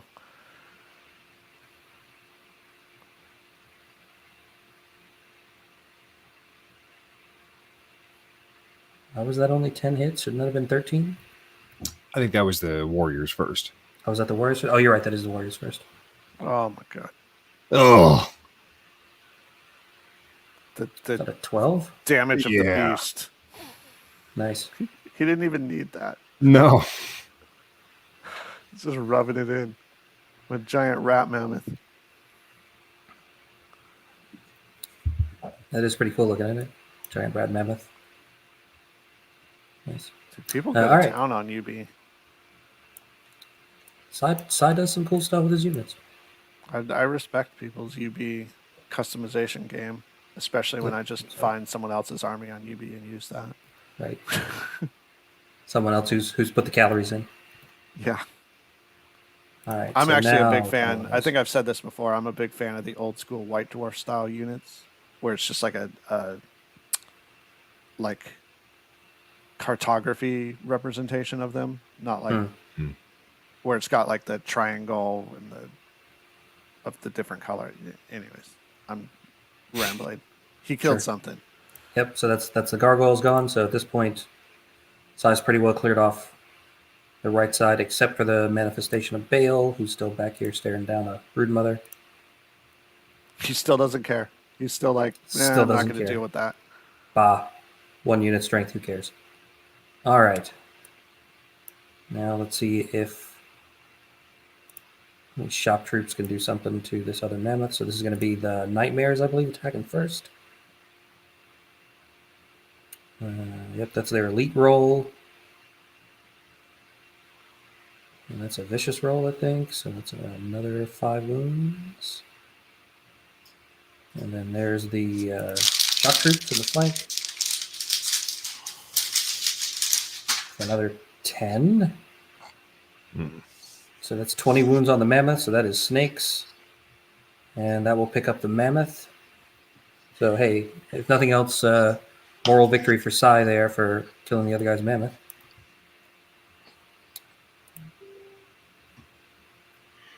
No more spicy mammoth moves for Tom. No more spicy mammoth moves for Tom. It's mammoth korma. No spice. Trying to back up enough to see Bale. Looks like he can, but Bale isn't going to be there. Bale's going to be dunking on something. Dunking on your mama. Mm-hmm. All right. You got the other I shock mean, troops. Good God, that right flank left for Sai, right for us. It's just not, that mammoth charge was annoying for Tom. That just like took a flank that was supposed to be potentially under control and broke it wide open. Yep. And I'm glad we got to see something like that, right? All right, top table, last round for an event like this. You want to see a mammoth come across the table, hit something in the flank, and absolutely stomp it, right? Like that's on the list of things you want to see happen. Yeah, I mean, both mammoths were, I think, used really well. There was the charge that sort of just stopped up all of the center line from Tom. But this mammoth move was slightly spicier. It picked up the Molochs and allowed everything to just sort of turn inside. So instead of having those, tunnel runners with sharpness, having to deal with Molochs that just blew up warriors, they're now free a turn earlier to just turn inside and start causing trouble. Yep. Okay, so it looks like here, this combat in the middle, they didn't quite waver those succubi, and now we've got the Tangle beating up on that Pool Seductress noodle. again. Yep, looks like probably 1 wound, I would imagine. The 3 rolled. Because Seductresses aren't that hossy, defense-wise. I think the Tangle's got at least crushing 1. And then as those tunnel runners with sharpness come in, they're going to be supported by the Strider, which is going to become super relevant going over those obstacles. Oh no, the Tangle doesn't have crushing 1. I'm thinking of the Brood Mother. It's just got vicious. But that should it's just a billion rats. Right.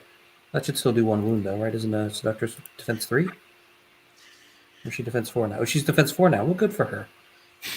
She put on some clothes. Right. Chainmail bikini. It's good for +1.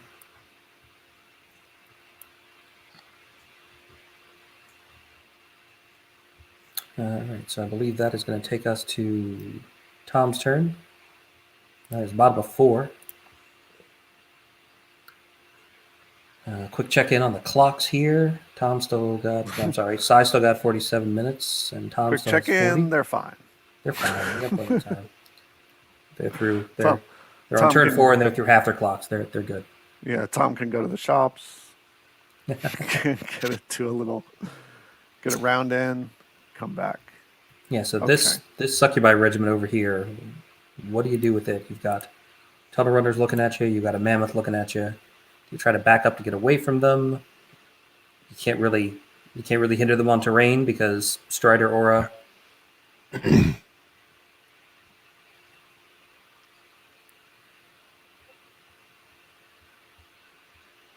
I mean, you got to kill what's in front of you.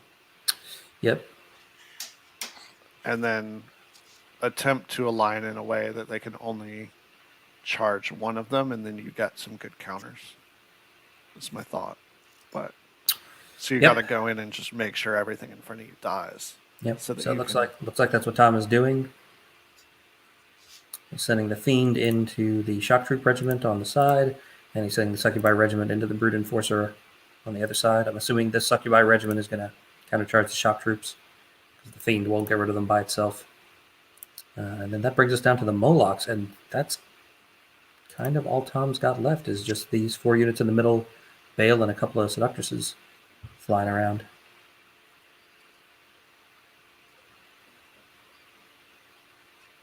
So as a review for people who are listening, we'll have prizes after this round. So one of them will be favorite opponent. We'll have prizes for countercharger, first, second, and third place, which will all be announced during our closing ceremonies. And we are still very close for donations. So keep it going. Donate on behalf of your favorite person, on your least favorite person. Whatever you guys want to do, but let's finish strong. It's been truly a remarkable event, and we will be releasing those final numbers for the money raised in about an hour. Yeah, it's been a good day, I think. Mm-hmm. I think people are going to be really, really impressed with the amount that we've raised. And we are still accepting and matching donations. If anybody watching has a few bucks left that they want to toss in, we'll be happy to match those until this broadcast is over. I'm a little sad. Some of the questions, I mean, they've been really good, thought-provoking, and interesting with the game, but I was really hoping somebody would ask some kind of spicy question. You know, just you have this once in a while opportunity to have a question directly asked to a Mantic employee to Ronnie. This once per quarter opportunity. Right. Of things. Or, I mean, you could just Facebook message him, but for the sake of donations, a once in a while opportunity. Let's pretend for a moment Ronnie is unreachable. Yes. That's not what we're going with. And you could ask him anything. I mean this is a chance to cut past his entire vast social media operation. All of his handlers, all of those people running his accounts, all of his press training. Yep. I mean, like when you see Ronnie do a video, you can tell like this is a person who keeps his cards close to his chest. He's not going to let anything slip out. Everything is very carefully managed and planned. This is a chance to get around all that. Yes. This is like the once a year Warren Buffett does the has a lunch with anybody for a charitable donation that reaches up to millions of dollars. So this is your chance to ask Ronnie anything, kind of like Warren Buffett.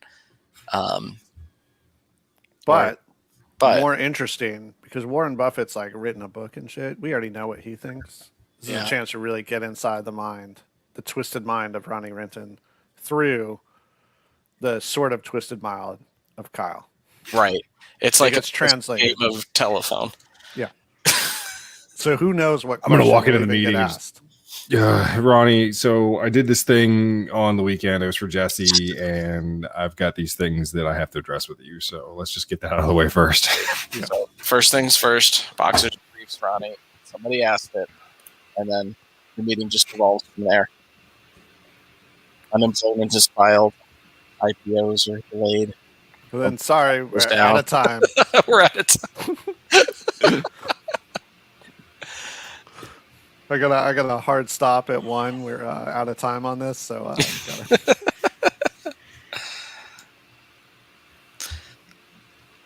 The sports votes are coming in, and I am pleased to see that there's a really good spread of people, which means we had some good games today. So that is wonderful to hear. Sadly, they're for a bunch of people that didn't play. Right. Santa Claus? Oh, yikes. Anybody but my opponent. Fair enough.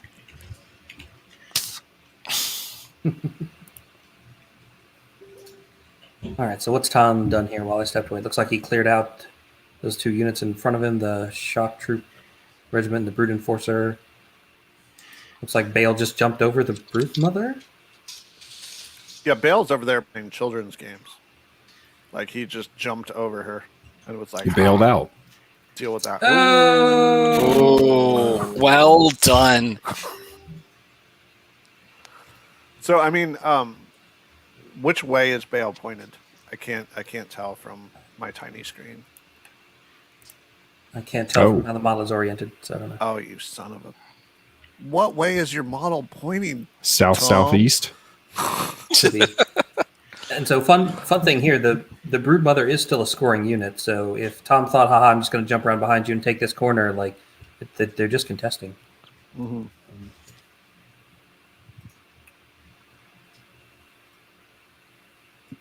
My thought is it's turn 4. It's not that yet. That he's jumped there and given himself a view of the entire battlefield to do some real damage next, because just turn. beating on this brood mother is not a great use of 300 points. Yeah, that's true.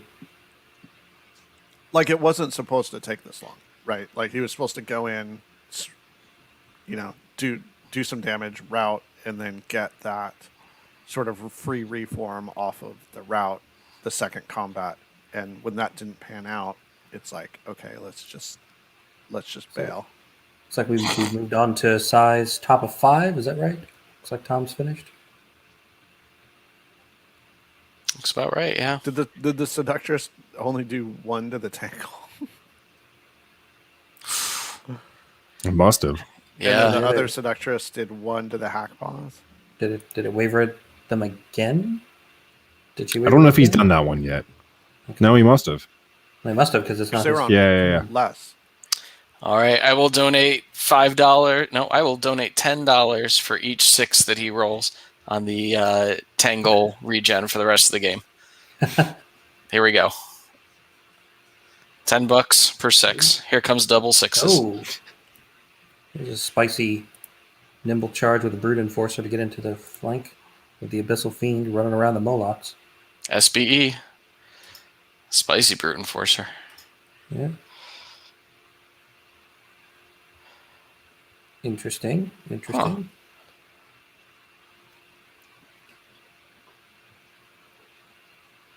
Or not. Yeah, so it's debatable because you're going to get rid of the. What does the Brute Enforcer give? He gives Rallying 1, but isn't Inspiring. So will that come into play for the next Hackpaw combat, or is he just writing off those Hackpaws? Yes. Yes, we are writing off. Character with the Zephyr Crown. Okay. That is Swarm Crier. He's inspiring, and that's all. He's like 45 points for inspiring. Yeah. So there's still an inspiring source there. Oh, that's right. I missed him in the corner. Yep. Next to the church. Can't forget about the Swarm Crier that didn't die and is now just scurried around the entire church and is wind blasting things for fun. Yeah, he would have to get a really big wind blast to push the Molochs too far back to be able to hit the Hackpaws next turn, but it's possible. Well, they're wavered. They can disengage and back up, right? And back up, right, yeah. Well, if they disengage and back up, then they're on the other side of the woods and the Molochs can't see them anyway. Yeah. We have another donation in, and the question is from Justin Berg for the cast. How many 5G mind control towers is the correct amount for a Salamander multi-base? So his theme is about lizard people are real, and everything was named. It was clearly one of the best named armies ever. So how many 5G mind control towers is the correct amount for Salamander multi-base? Take it away. Oh, see, here's the problem is they've tricked you into asking the question that they want you to ask instead of the question you should be asking. There you go. That's amazing. And the answer is obviously there are no towers. All the salamanders have the microchip in them. So it's one for every model. I don't joke about 5G.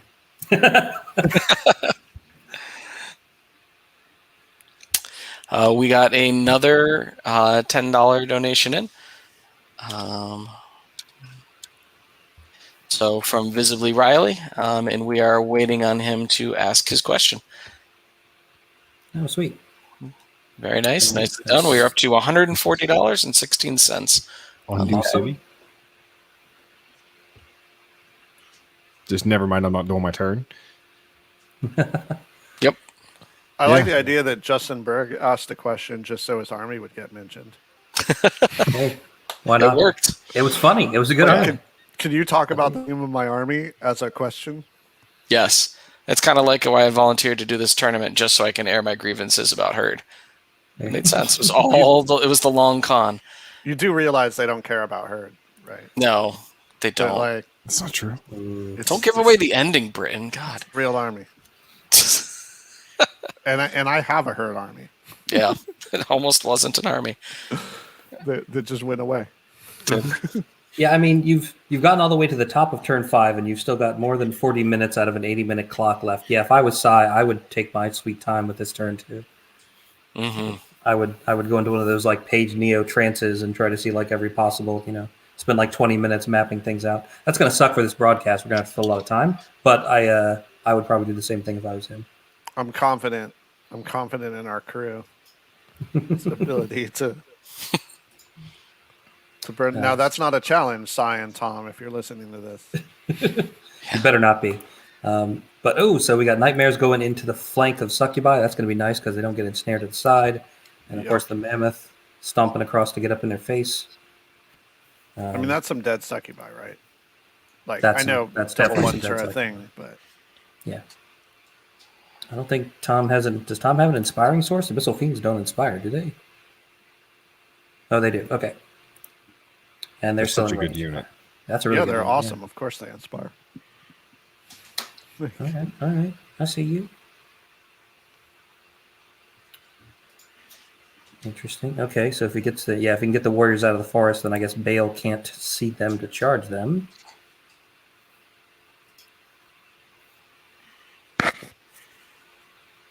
But they're not out of the forest there. Now you're just giving Bale a flank, which I don't think is what you want to do with all your unit strength there. Ooh. Hope that's not where he's going to leave that. Let's see what happens with the.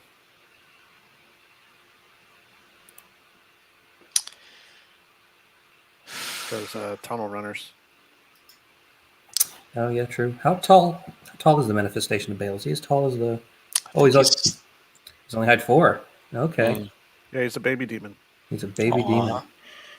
I mean, like, he's a complete badass, but he's smaller base and shorter. Yep. So he's one of those. That's one of the things that makes him amazing. Is he's still on that 50 mil base? It's from Dungeon Saga. Okay. And this is where the scenario comes in, because anywhere that Tom puts the manifestation, there's a chance that that's where it's going to end. So do you go back to your own table side to clear a unit, but you won't be contesting another table quadrant or sextant? Do you want to go for the middle opponent side if he can clear that tangle, or does he want to try to get a flank on the warriors? It's going to be tough. Yeah, I don't know.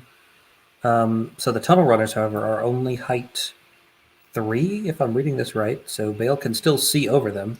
Yep. And that's if that is there and available for him, that's a pretty juicy, like, pick up warriors, spin to make the tunnel runners do something, and then you can just fly away again and ignore them. Yeah. But we'll see. Right. If there's a 7, you get. It's good to have choice. an alive dragon. In turn 5, looking at a bunch of the board. We'll just see if he picks the best thing for it, because it's going to have a lot of options. Yeah. So he did back the hack paws off. They are now in the top corner.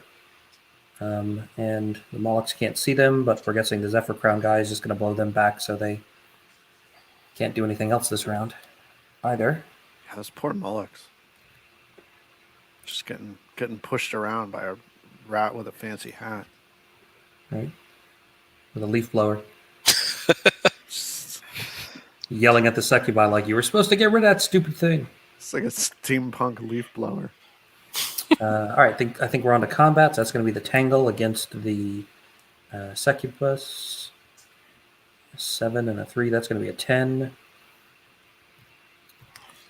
Fight goes on. Yep, and they're 11-13, so if only the Tangle were brutal.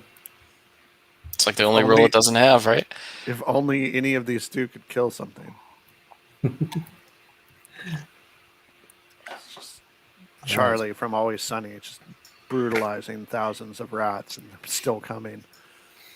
Yeah. All right, here's the shock troops and the brute enforcer on the other fiend. So that's 5 wounds from the shock troops, and only a couple from the enforcer. Yeah. So our question from Visibly Riley for his donation to Ask Ronnie: could elves build a fort so impressive that they themselves couldn't lay siege to it? You're going to have quite the interesting meeting, Kyle. It's already built. It's already built. Yeah, Meta. check your fucking map, Riley. It's there.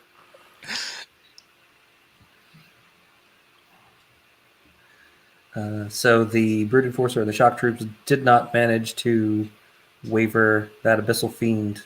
It was only a 4 rolled for nerve, which is not quite good enough. Here's the mammoth in the front. Still pretty good for a mammoth in the front of an ensnaring unit. 7 hits on 5s. And now here's the nightmares in the flank. Only one rolled for elite, but they convert that to a 3. So I mean, I would generally say, to Riley's question, whatever city that is on page 134 or 135 of the big book. Oh! That is going to be a snake eyes on Succubi. There you go. Who needs skill? Now we got a game. Oof. Yeah, we do. Yep. Now it's a game. Remember all those terrible dice he had early? Coming back around. So That's rough. Mm. That looks pretty hard to siege. It's There like is- a giant hole in the ocean. I don't know how you attack that. So I'm going to say that one's probably pretty hard to siege. There's As an some elven fantastic city. artwork coming in the second Armada book. I saw it for the first time yesterday. That is a sea battle that's having a place being sieged, and I can't say who it is because obviously it'll give away one of the new fleets. But it has me very happy. I'll tell you that. It's herd, isn't it? It's Yeah. the herd fleet. It's The just herd a bunch of giant water buffaloes launching hippos at a coastal fort. That's the Manatees, one. man. Oh, Manatees. manatees. Just a fleet of manatees. Sold. I'm buying it. Oh, would you call it a stampede of manatees? Oh, Yeah. yeah. It's very slow motion stampede. Very soft, squishy stampede. There's Stampede artwork too. That's just cruel. just mean. We're going to release this awesome flying eagle avatar of the father stampede artwork we never used. Yeah. Just putting that in for more tears. I really hope that a group of manatees is called a stampede of manatees, but I kind of doubt it is. I'm looking it up. As somebody's already on it as soon as you mentioned it. It's probably like a pod or something. Yeah. Like that. Aggregation. Stampede. A what? An aggregation. Yeah. I Way to love that phone more that. than Stampede. Way to phone that one in. An aggregation. Come on. That's someone just checking thesaurus.com for a group. What do I call this? I'm not sure who Kermit is, but they suggested Stampedetes. And I enjoy that. So, That's going on a t-shirt. There it is. Stampedetes. We found our next fleet. anyways, we got fights happening, right? They're Or not we got manatees, though. cleanup happening. Yeah, we got cleanup happening. Well, Tom's taking his moves. I think maybe is that Succubi unit devastated? Probably. It's probably across Yes. the floor, and it's got enough wounds on it. Yeah, it was snaked. Bummer. So now, unfortunately, the nightmares are gonna get Bale in the rear, which is not good. Not good at all for them. There's still a lot alive for the rats, though, and not like Bale can't kill all of it. Sure. Yeah. And those, if he doesn't, or doesn't get a good overrun or swing around, the tunnel runners with sharpness have Well, but line of these, sight. these succubi have slipped into the flank of those shock troops. Yeah, but So- like, what's Bale's plan? Is it just take the charge? Like, Yeah. He's 14-16 nerf. 14-16. Defense 5, 14-16. Hmm. I mean, Yeah, I mean, these devastated succubi are not going to kill a fresh mammoth. Has he turned the Molochs around to face the other way now? He's just given up on chasing those attack balls. Figures well, this that sucky, succubi. the succubi Seductress, is going to sorry. take him out. She's just going to keep whipping on him. She'll get him eventually. 2 more turns. That would be pretty big if she actually did. She So totally managed to will. pick him Like, up. what's their nerve? I mean, she's been wavering them constantly, so it can't be that great. What is their nerve? Hack paws? Hack paws are 12, 14? Yeah. Hmm. 2 more damage. She's on like a 7. So seven twice, right? Yeah, Yeah. that would be pretty big. That would take a scoring unit off the table. I think they're going down. I guess we'll see. What do you roll? Not enough. Is that a 5? So that's going to be Yeah. another waiver. Let's suck it. Suck it, hack paws. And here's the Seductress on the Tangle. Doing another, 1 wound, and then Oh no. Oh, I thought that was 3 actual damage and not just replacing the 2 with the 3. I got excited. I shouldn't have. yeah, they're fine. This combat They're is fine. that combat is killing my love of the game. It's just Between the Molochs and this combat, Brenton's deciding he's not going to play any more in-person games for another month.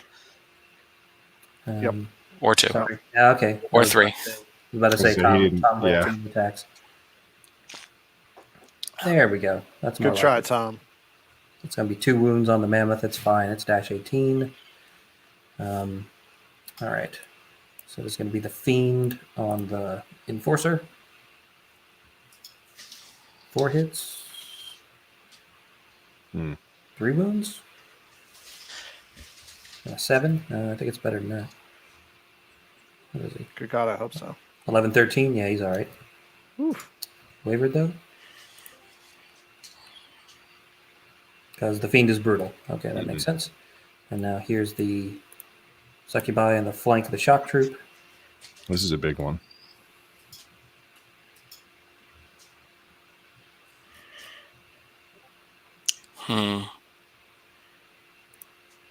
He rolled 1-2 for the nerve. Yeah, he did. Uh-oh. Ooh. That's not good. No, that is not good. So they're still alive. So they're still alive, yeah. That's surprising. And Bale, of course, picks up the nightmares with a recharge. Not really surprising there. Yeah, very surprised that the shock troops survived through a flank charge from succubi. That's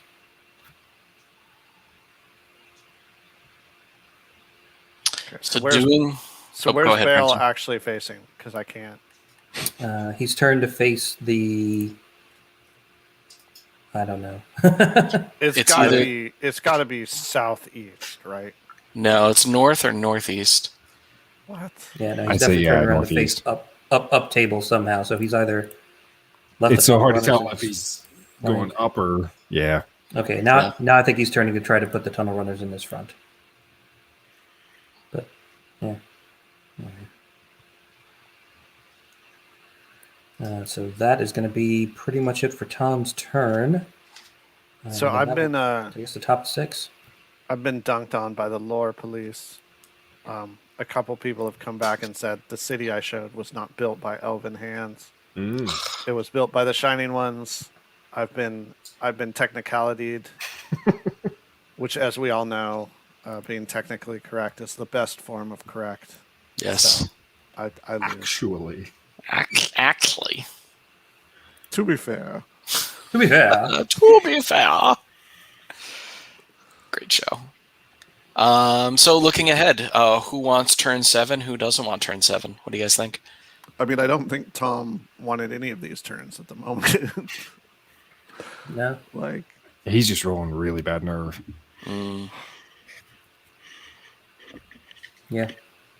I know how it feels, Tom. I know. Yeah. So they've moved over to turn 6, but I think they're still on Tom's clock, even though it's Sai's turn.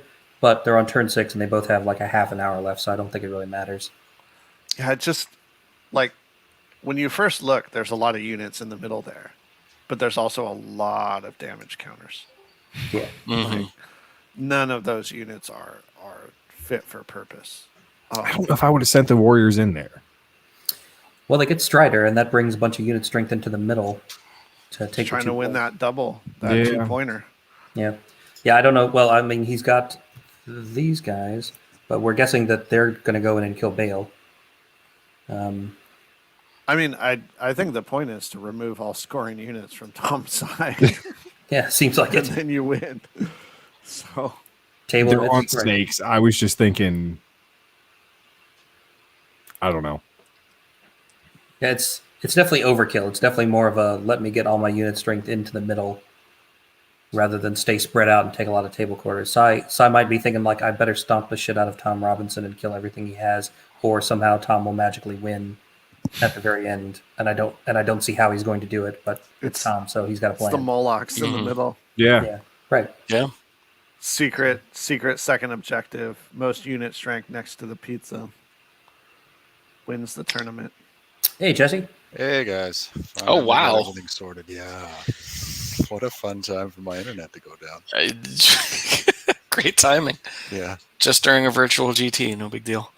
Yeah, let me get these rounds sorted on my phone real quick. It'll be fine.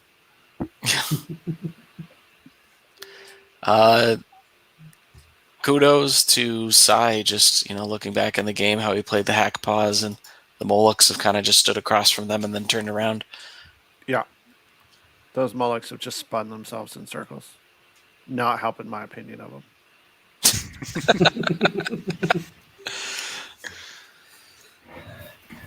Also, I'm feeling a little... Jesse's got like a legit background there. He's got like plants. Oh man. Cool. Yeah, furniture. he has Pathfinder. I don't know if you know that about Jesse. Just trying to keep that oxygen pure during this latest batch of lockdowns. He's got a much better interior design than most of us here. That's just like I've just got the Dragon Slayer back there. there you go. All right. Top of turn 6. So as it stands right now, if the game were to end, Sai will have his own center because he's got 2 unit strength in it. He'll have the top right, unless he moves those tunnel runners. He'll have the top left, unless the succubi manages to, or excuse me, the seductress manages to kill those hack paws. And all of Tom's scoring units are in his center, and I think he's about to lose a couple of them. Mm-hmm. Mm-hmm. So where does this Broodmother go? I wonder if he could sidestep into the top right and then angle it so he could still get the drain life on Bael. Yeah, he needs to move her, preferably so she's holding over there and is out of the way of the tunnel runners so they can come. Yeah, I think she just pieced out. I think so. She's a scoring unit. If these tunnel runners are going to come in to punch Bael, she needs to hold that corner because I'm pretty sure that seductress isn't going to kill that tangle. Well, the last 5 turns have told us no. No, Right. Can't be done. And, one of my favorite things about 3rd edition is these large infantry heroes. Their usefulness, their versatility. Depth Horror Eternals, Tangles, Lycan Alphas, Moonfang, Moonpie, the Ogre Palace Guard, Moonfang. List just goes on. Just usefulness. Night Stalkers especially have a ton. Yeah, the flesh. But great addition. Yeah. And so those tunnel runners were in the Mammoth's aura when they started, so that's going to be sharp and unhindered. Tunnel runners going into... I'm guessing that's the flank of Bael? It's fine. Because Tom did leave them in the flank. I can't... Why would he leave them in the flank? That just... Where is he facing? Where is he facing? I don't understand. Were you trying to trick them into coming into the middle, so you left a juicy flank? I don't understand. Like, it's not a I flank, think right? that he thinks that's his front. I really do. Well, I mean, he knows. I think that's obviously, the front but of the model. yeah. Okay, it could be. We'll find out. I mean, think the you should Hoynes never are use pointing that model opposite. again. Yeah. Corner models, genius. It's not like It's whatever doesn't give you a flank. Oh bro. yeah, it's facing that way. Sure. yeah. What's great about it too is like you would have to do that in real life to get your feet to fit on a 50 millimeter for like a large demon model. But this is just a imprint. Like you can have it facing any direction, but it's still facing in the corner arbitrarily, and it doesn't need to. So that was another wind blast from the Zephyr Crown guy onto the Molochs, just for fun, to just blow them a little further back down the table to make it hard for them So to get good. anywhere useful. Can you imagine that? You're like this spawn of the abyss, hellfire demons marching onto the battlefield, ready to wreck house. And there's like a rat with a fancy hat just pushing you around. Can't charge anything. Oh, you just double. Wow. What is going on with these rolls? Hold on. Double boxcars Oh, for a nerve check. That's Was the one of tangle on those. that's the was one of tangle those on the the regen? seductress. No, I'm pretty sure that was just the tangle killing the seductress by rolling boxcars twice on nerve checks. Oh, I was going to donate $20. I was still might. aggressive. Yeah. Did That was did really aggressive. two wounds, and then 12 twice. I mean, sure, Jeez. just roll boxcars all the time for your nerve Yeah, checks. I You'll mean, do that's great. just like, in case you weren't wondering about how bad the rolls were in this game, let me just let me take a moment and sum it up for you there. Just a 12 twice to finish that guy off. Why not? Easy game if you roll 10 and above on nerve every time. All right. So let's see what these tunnel runners can do to bail. Are those just really little steam tanks? I think Yes. so. I think that's basically what we're looking at. Cool. Kirsten Mike at Rossi. Mantic. It's the Mike Rossi army. Kirsten is actually making a Ratkin biker gang using a bunch of the Dead Zone. I can't think, monocycle wheels. Yeah, She's yeah. literally putting the rats that are supposed to be on cavalry onto the motorcycles, and they fit perfectly. And so it's this whole Ratkin biker gang, like the entire army. All right. So the tunnel runners successfully pick up bail, Yep. doing like Yep. 16 wounds and rolling a 5 and a 6 for nerve. What you get for not being able to kill a brood mother.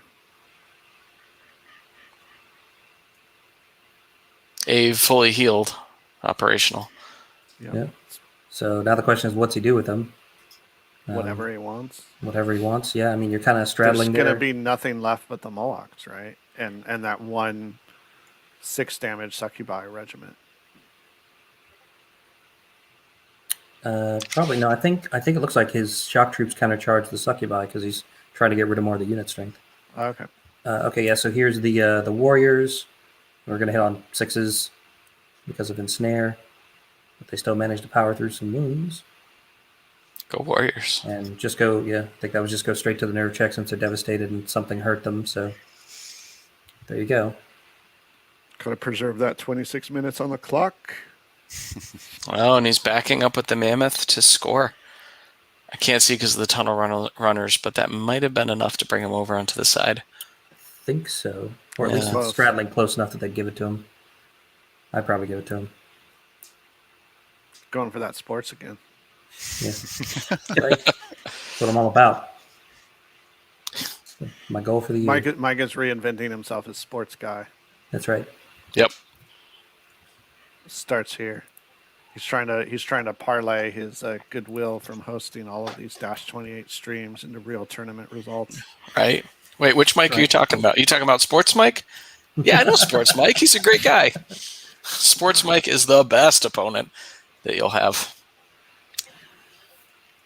Well, guys, I'm going to have to get going, but I appreciate you having me and doing this in the first place. I know Jesse would have absolutely loved to see something like this. So thanks for having me, and thanks for doing it. Thanks for being on with us. Thanks for coming Any- out, brother. Anytime. Thanks for Take being care. here. I appreciate it. Be well. Enjoy Yes. yourselves. Let me know how it all turned out. Definitely. All right, guys. See ya. Take Take care. Okay, man. Now we can talk freely about Oh my magic. god. All of those Wow.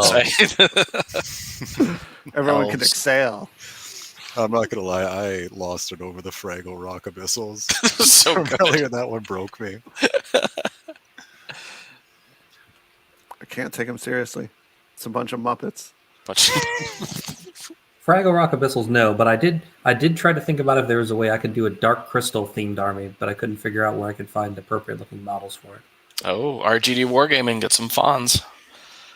Yeah, you can get those. But now, now in the wonderful world of 3D sculpting and 3D printing, I'm sure it's just a matter of time till somebody does a Dark Crystal themed, something. Mhm. I had an encyclopedic knowledge of available miniature ranges. And I felt like for my first couple years playing Kings of War, I was like, yeah, I know all of these ranges. I got all this cool stuff. And now like 3D printing has exploded the sort of size of available models, and I haven't kept up, and I'm now just like, I don't know. It could be anything. Right. So There's like I've 30 new lost it. Patreons popping up every month doing sculpting. So yeah. Yep. Yeah, All right, so- I know, it's so getting this- crazy. the Seductress has finally picked up those hack pods all the way over there on the left. Told you. And the Molochs are Boom. going to try to kill the Brood Enforcer. The Molochs are gonna do something. Woo! Maybe. Pick up a dude who was already wavered. Good job. Maybe. Hold on. Maybe. Yeah, okay. Yep. They did. Got him. And then what's the Fiend doing? Fireballing someone? No. Is he charging those guys? Shooting. Did you forget to do shooting? You're supposed to do shooting before combat time. What are you doing? Hey, you're a sports guy. Let him have it. Oh, that's right. Good point. Good point. Oh, you got to Sorry. work on this. Sorry. Yep. It's gonna take practice, man. I got a lot of muscle memory to overcome. I mean, I may have told this story before, but I was playing a guy when I was living back east, and in the old Warhammer days, Oh, roll for 7 looks like. That is a turn 7. turn 7. That is what Tom wanted. I I was think. playing someone in the old Warhammer days, and I went. I think it was magic then shooting, and I went, like, okay, movement's done. I'm on to shooting. Actually, wait, sorry, magic. And he went, no, you already said shooting. And like I looked at him, and I'm like, are you being serious right now? And he's like, yeah, I mean, you said shooting. You moved phases past magic.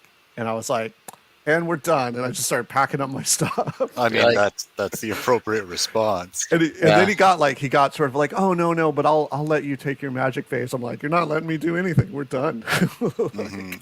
Packed up, never played him again. It was like, I see how much you care about this being a social game. But that I would say is my worst level I have seen of like pedantic, like rules sticking to detriment of fair play. So that is still my watermark. So, folks, you heard it here. If you want to go even lower, that's the bar in your games against Brenton. Yep. So, Yep. challenge, the gauntlet's been thrown. Try to be a shittier person versus Brenton. I will pack up my shit. And He will. That is what it takes. Say those magic words, and you get a beer buy. All right. So Sai's got to turn 7. He's got more scoring units. Yep. Something needs to go forward and tap that theme. just dunk it in the skull. Yep. Something that won't die to a Moloch charge. Yep. And I mean, so I know we've been kind of joking around a bunch and doing all sorts of talk, but I've been it is serious. important when you look at the end of a game, when you look at where you invested points and what they have achieved.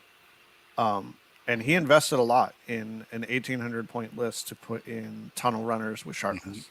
That's a chunk, and they have been used in an effective way to hit things hard. And that's, that has been, those guys have shown up. They've done what they needed to do and run over a lot of things. So it's good on Sai for using them well. And good on Sai for his turn 7. He just moved the Broodmother so that it can claim any of 4 quadrants at the end. Yep. She's everywhere she needs to be. Yep. So the 4 corners, Arizona and Just kind of lying down with one in each. Yeah. That brood mother is living this weird, got jumped on by a demon, survived, and it's now like, well, I'm going to be tactically relevant. Yeah. I got this. All right, and the Tangle is getting into range to cast up. He could cast Weakness on some Molochs. Or Fireball, although, like, Weakness is probably the most relevant thing that it could do, right? Like, make sure that the Molochs don't pick up any unit strength on their turn 7. Yeah. Yeah. Make them even less effective. Right. Once again, after you wind blast them into a not great position. It's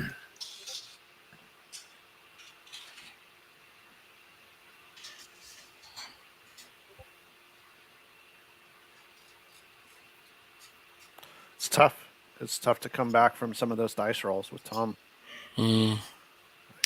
Yeah, early combats where he was not able to break and was not able to capitalize with a flyer in the backfield like we've seen in earlier games definitely came back to haunt him. Yeah. Like, I thought that Mammoth would win that combat straightforward. Like, that it would, two turns through it, it would start breaking the unit in front of it. It was just sitting there. I think Sai forgot to cast anything with the Tangle.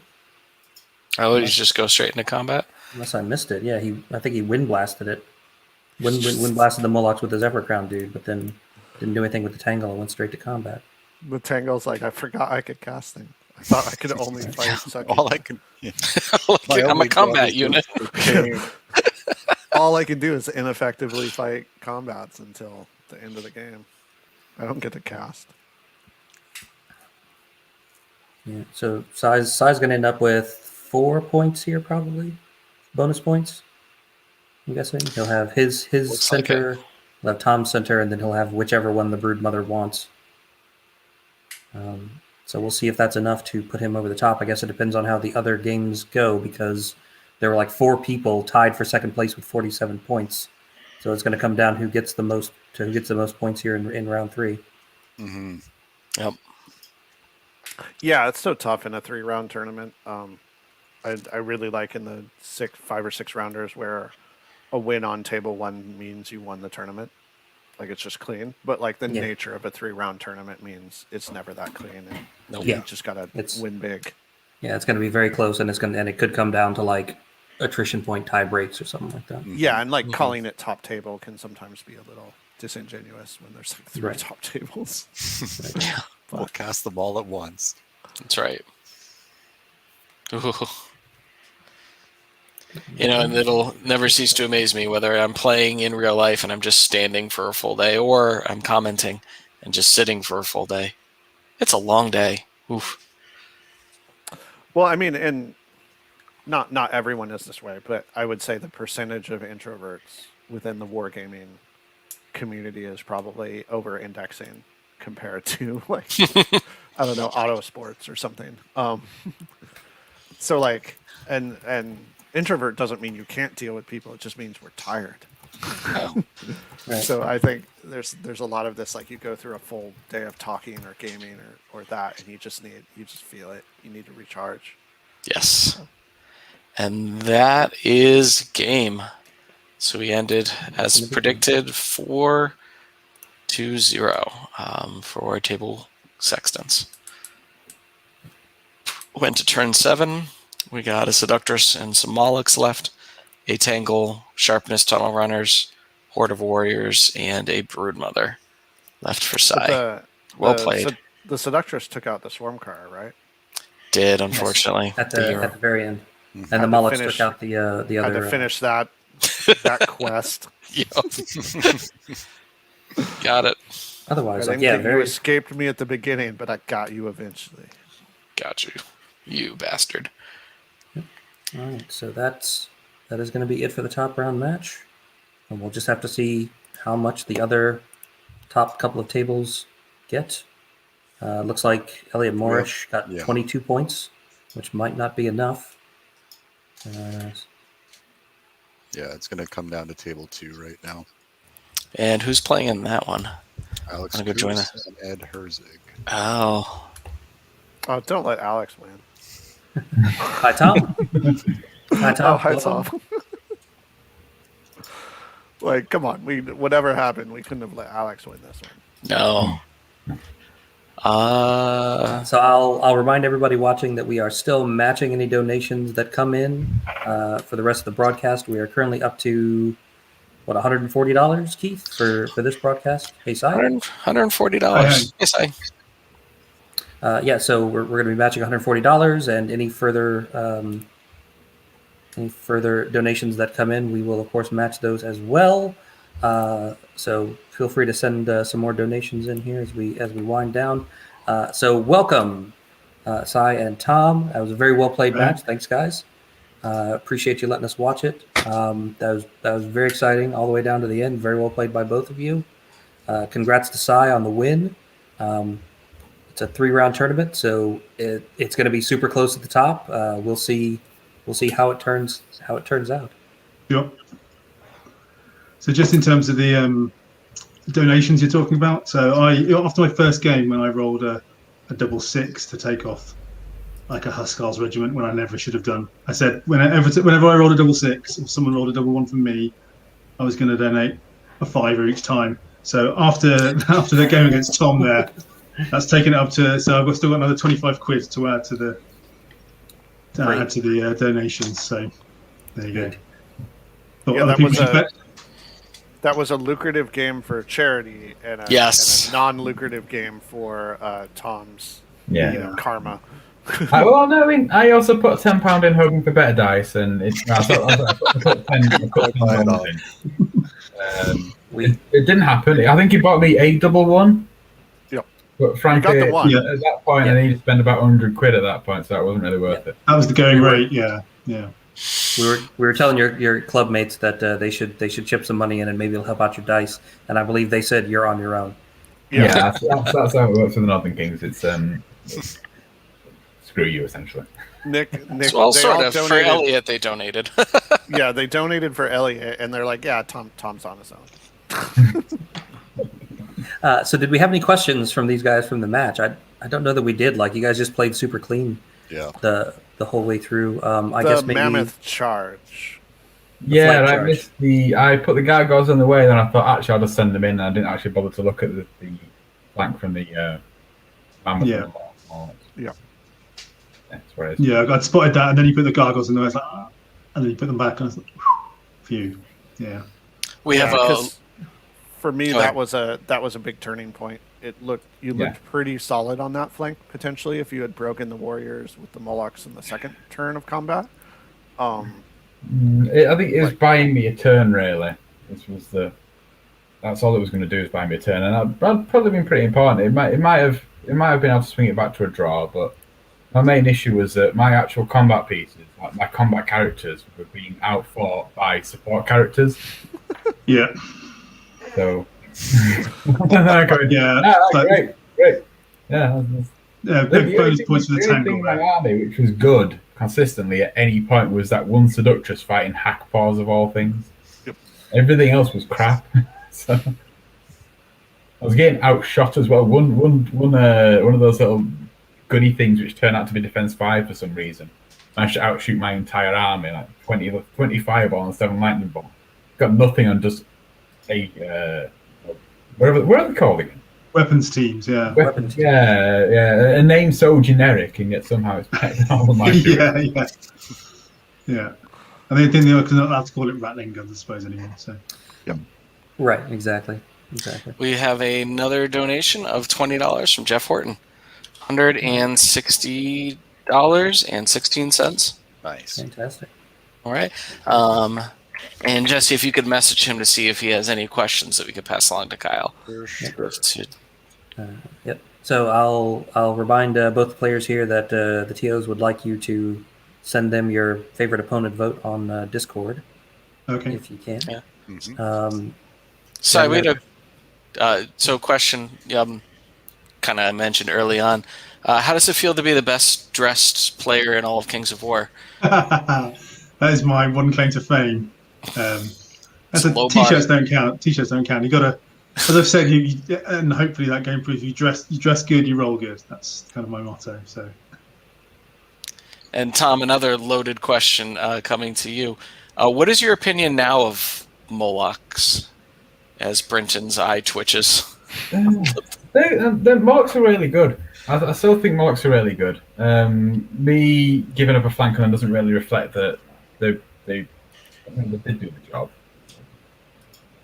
It's one of them units in certain fights they're going to be ridiculously hard to kill compared to your normal defense 5, 15, 17. And in other fights they're going to be crap because you're going to have one or two crushing. Like my previous game where I was fighting that order of Abyssal Hunt, they have like 5 or 6. They have 6 regiments of them. They are tailor made for walking through Morlocks. But I mean, they would have done like going to a proper stuck-in fight with shock troops, regiments of shock troops. They'd have been fine. But when nearly everything on each side of the border Strider anyway, so I'm like, oh, okay. So the tunnels were there. The tunnels turns out will hit as if they were hitting on 2s the entire game. How they roll. It doesn't matter how hard Molochs are at that point. Doesn't, no.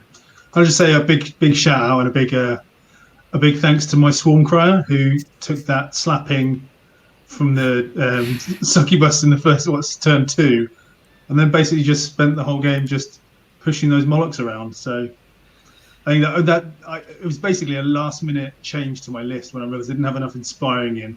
Had to drop a weapons team to get the swarm crier in, and points just kind of messing around with them. I didn't have quite enough to get the play pots on the warrior horde, and then get like lightning bolt 3 from the boomstick. So I was like, I've got 25 points. What do I do? I'll just bung the Zephyr crown on for a bit, bit of wind blast. It's always a bit of fun. Yep. And in all 3 games, it did something pretty useful. So it's going to get nerfed. We talked about it in the cast. Okay. Yeah, it's a little bit too overpowered. We have 3 donations that just came in. Nick Williams wants to let you know, Sai, that he is proud of you. So thanks, Nick. He's proud. The least patronizing donation of all time. Top game mate. Proper respect, Papa. And Jeff Trash just sent in another donation. No question yet, but from across the way. Good man, Jeff. Yeah. Tell him to go back to bed, wherever he is. Yeah. Or enjoy his breakfast, whatever it is. Just time for them to be waking up in Australia.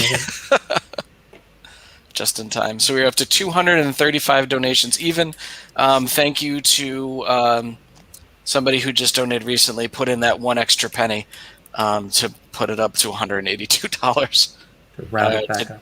235 even. Awesome. Well, yeah, we're going to be matching those, and we have the awards and closing ceremonies coming up at 7:30, so in about 20 minutes, I think. And we're going to be broadcasting those also, so you can find them on Dash28. Even if you're on Discord hanging out at the TO table, you can chat with everybody, but I think we are going to live stream the award ceremony. Yeah, that's the plan. Yeah. One last question before we end this cast, and for Kyle, I'll message him later. Elliot Morsh wants to know who the most handsome member of the rules committee is. So who's that question for? I think we already answered it by asking that. Pat Allen. Oh. Yeah, Pat Allen. I've seen Pat Allen in real life. It's definitely Pat Allen. Yeah. All right. Well, thanks guys so much for letting us watch your game. It was a very, very well played game. It was nice to see nice, clean, strategic game played on the top table. Congrats to Sai on the win. Hope everything goes your way on the other tables as well, and you can come out on top. That'd be awesome. We will see how the numbers fall. Mm-hmm. And thanks to Keith and Jesse and Britton for hanging out with me, and for Kyle Preslinski for dropping in and giving us some inside info on what's going on at Mantic these days. Appreciate that. And also thanks to everybody at home for watching and for donating. We definitely appreciate all the donations. And at the conclusion, or at least in part of the awards live stream coming up here in about 20 minutes, we will reveal the grand total that we have raised over the course of this event which we will be donating, of course, to the family of Jesse Cornwell. So come on back in about 20 minutes and check that out. Until next time, I'm your host, Mike Atkins, saying you stay safe out there, and we will see you next time on Dash 28 Live. Bye, everybody. Take.